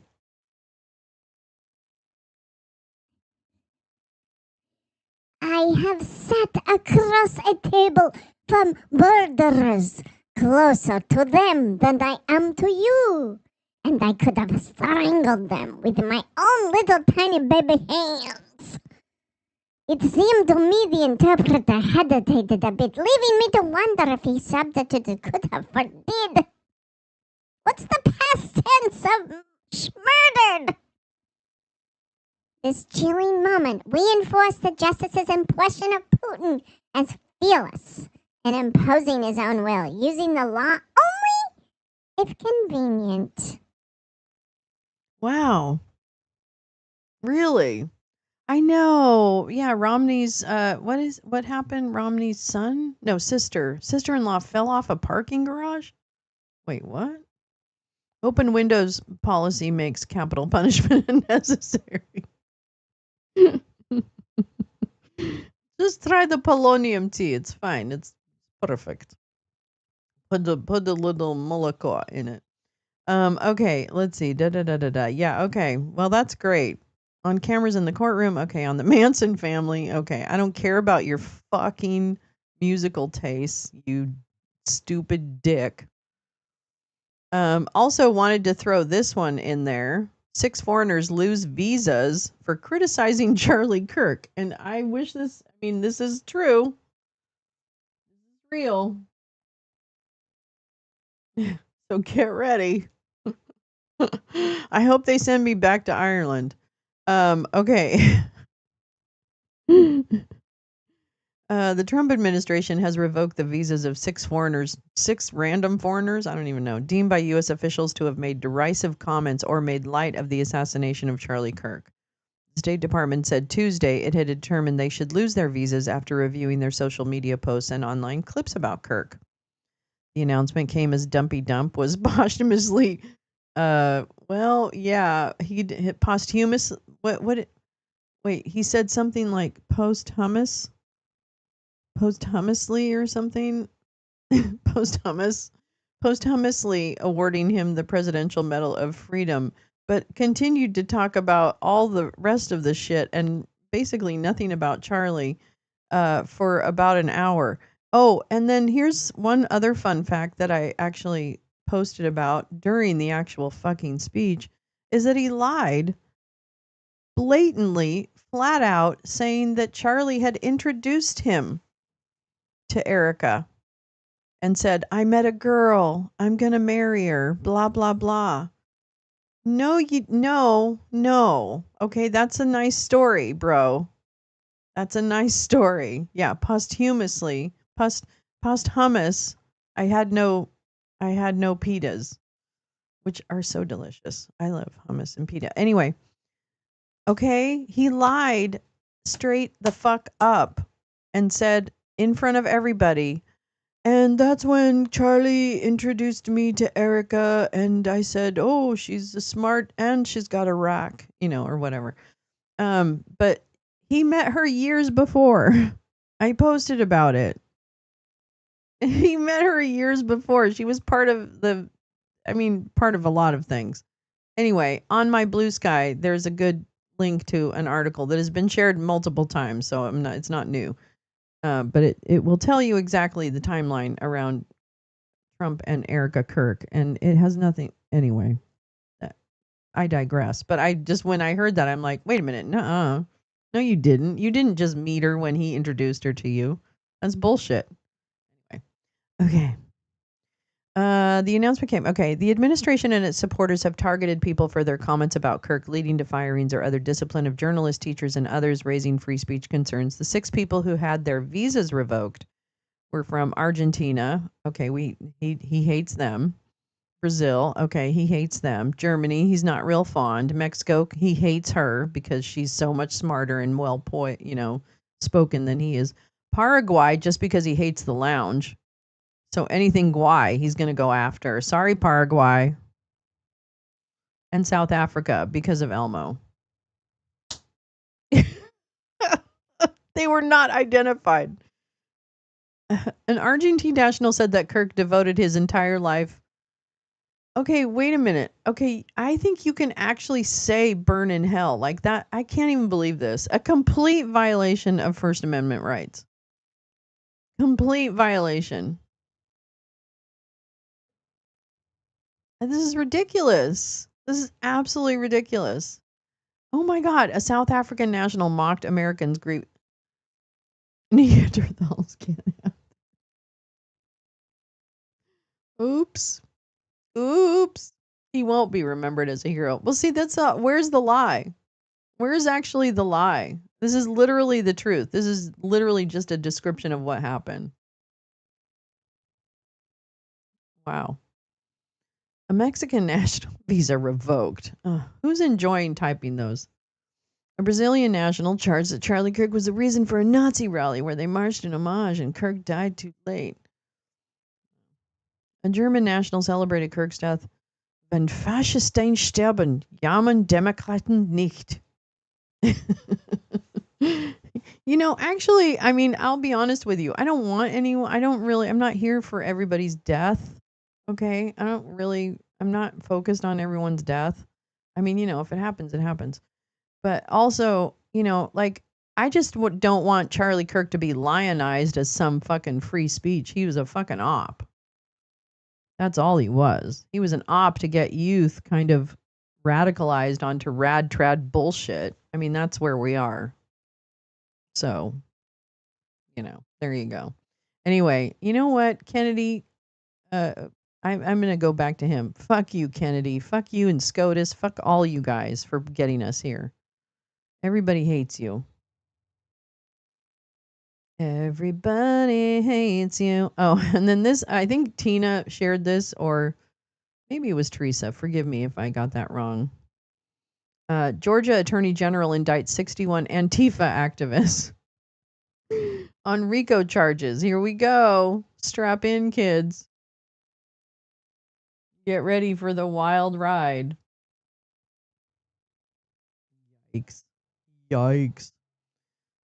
Some stuff over here so I can see everybody and make it a little bigger. That is oh no, I'm so sorry. Oh my God, I'm so sorry. That's what it was. Tina was showing it from 2023. Jay Rance, thank you so much. I didn't even look at that. I thought this was a new one. Oh well. Well, anyway, they did it. Let's go on to something else. It's probably worthwhile for a troll to look over the list of RICO predicates. Oh yeah, it is. Oh yeah, that's true. Well, did they outline what the RICO predicates might have been for this? Chris Carr, the Republican Attorney General of Georgia, announced Tuesday, this is 2023, allegedly involved in Antifa this is the cop city. That's what this is. Activists, most of whom don't live in Georgia, are accused of violating the Racketeer Influence and Corrupt Actions, a state law that allows for the criminal prosecution of organized crime. Of the 61 defendants, some faced additional charges. Carr said in a press release his office is primarily concerned with prosecuting violent acts. Okay, so that's one. As this indictment shows, looking the other way when violence occurs is not an option in Georgia. Oh. Understand that RICO case mostly failed. I believe I heard that as well, because I do recall the Cop City case. If you come to our state and shoot a police officer, throw Molotov cocktails at law enforcement, set fire to police vehicles, damage construction equipment, vandalize private homes and businesses, and terrorize their occupants, you can and will be held accountable. The indictment focuses on the Defend the Atlanta Forest, which is the they were actually just trying to stop this whole cop training Gestapo factory from being put in the middle of Georgia. So, yeah. Land that is owned by the Atlanta Police Foundation, blah, blah, blah, blah, blah. But the point is that the components of this case, the group of organizers condemned the blatantly authoritarian RICO charges brought forward. The indictment alleged a total of 225 overt acts that took place in the city from July 5th. Instances of the reported violence during that time included throwing rocks, bricks, and Molotov cocktails at police vehicles, vandalizing private property, attacking private citizens and utility workers, shooting state troopers. Police responded to the criminal actions by arresting protesters and in one case killed an Antifa member who shot at the cops. Okay, but the point is, one high profile involved in the riots. I mean, there were standoffs and stuff, but riots? Juergens, a staff attorney for Southern Poverty Law Center, we will not waver when it comes to keeping people safe, enforcing the rule of law, and ensuring those who engage in criminal activity are vigorously pursued and aggressively prosecuted. But here's the point. I don't really understand where they're getting the RICO. They're not really discussing where the RICO and the coordination and the funding comes in. Because this is talking about what might be just criminally illegal acts. You know what I mean? Oh, okay. Thanks, Meowing. Yeah, thank you, Meowing. So now that was in the past, and now crime is crime is legal. So I'm not really sure how that might translate now, whether or not we'd get that. I also just wanted to point out. So thank you for that. Sorry, and Tina, thank you. I know you were sharing that in the context of something else, and I just picked it up and ran with it like the little shiny object girl I am. Oh, it's shiny. I'm gonna pull it. Just in case you were wondering about your peacetime president.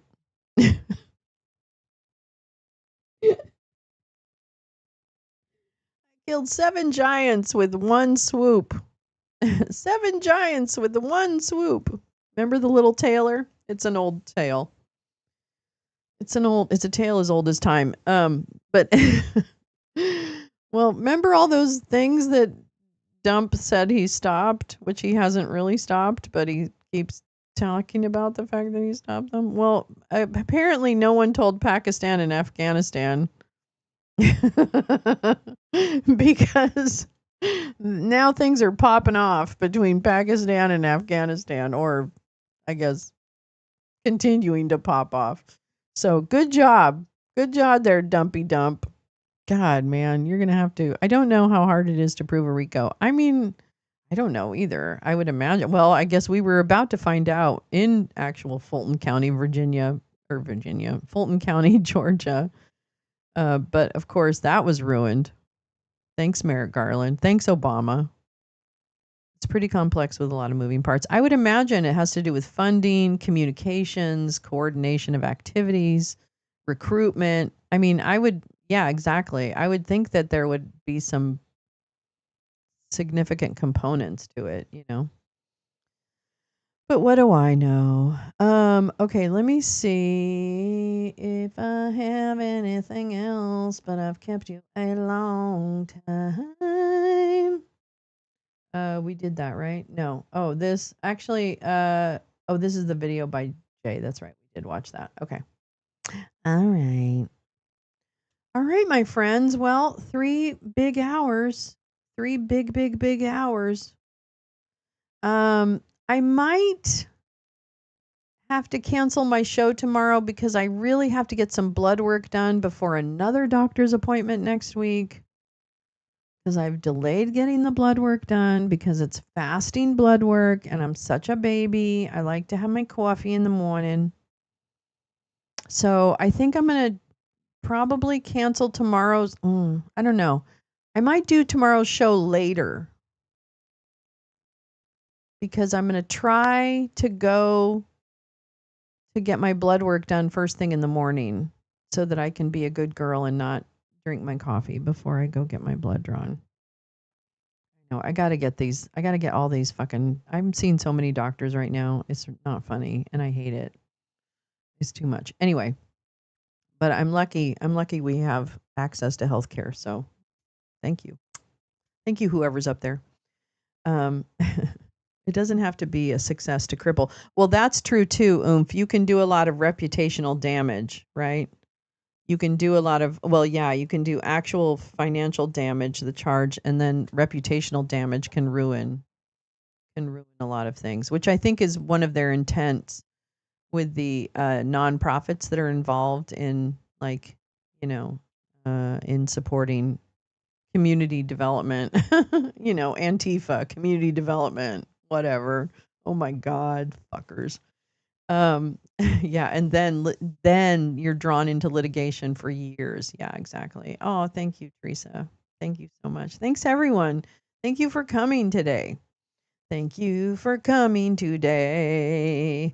So I may not see you tomorrow morning, or I'll see you later in the morning. I'll make sure I update the time of my placeholder so that this is not a legal advice. Exactly.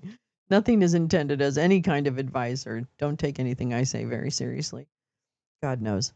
But enjoy the rest of your Wednesday, and I will see you as soon as I can, and hopefully, and I hope you enjoy it. And I really appreciate everyone spending time here this morning. It really means a lot to me. So I know you know that, but I just want to make sure you know that. Okay. I'll see you soon.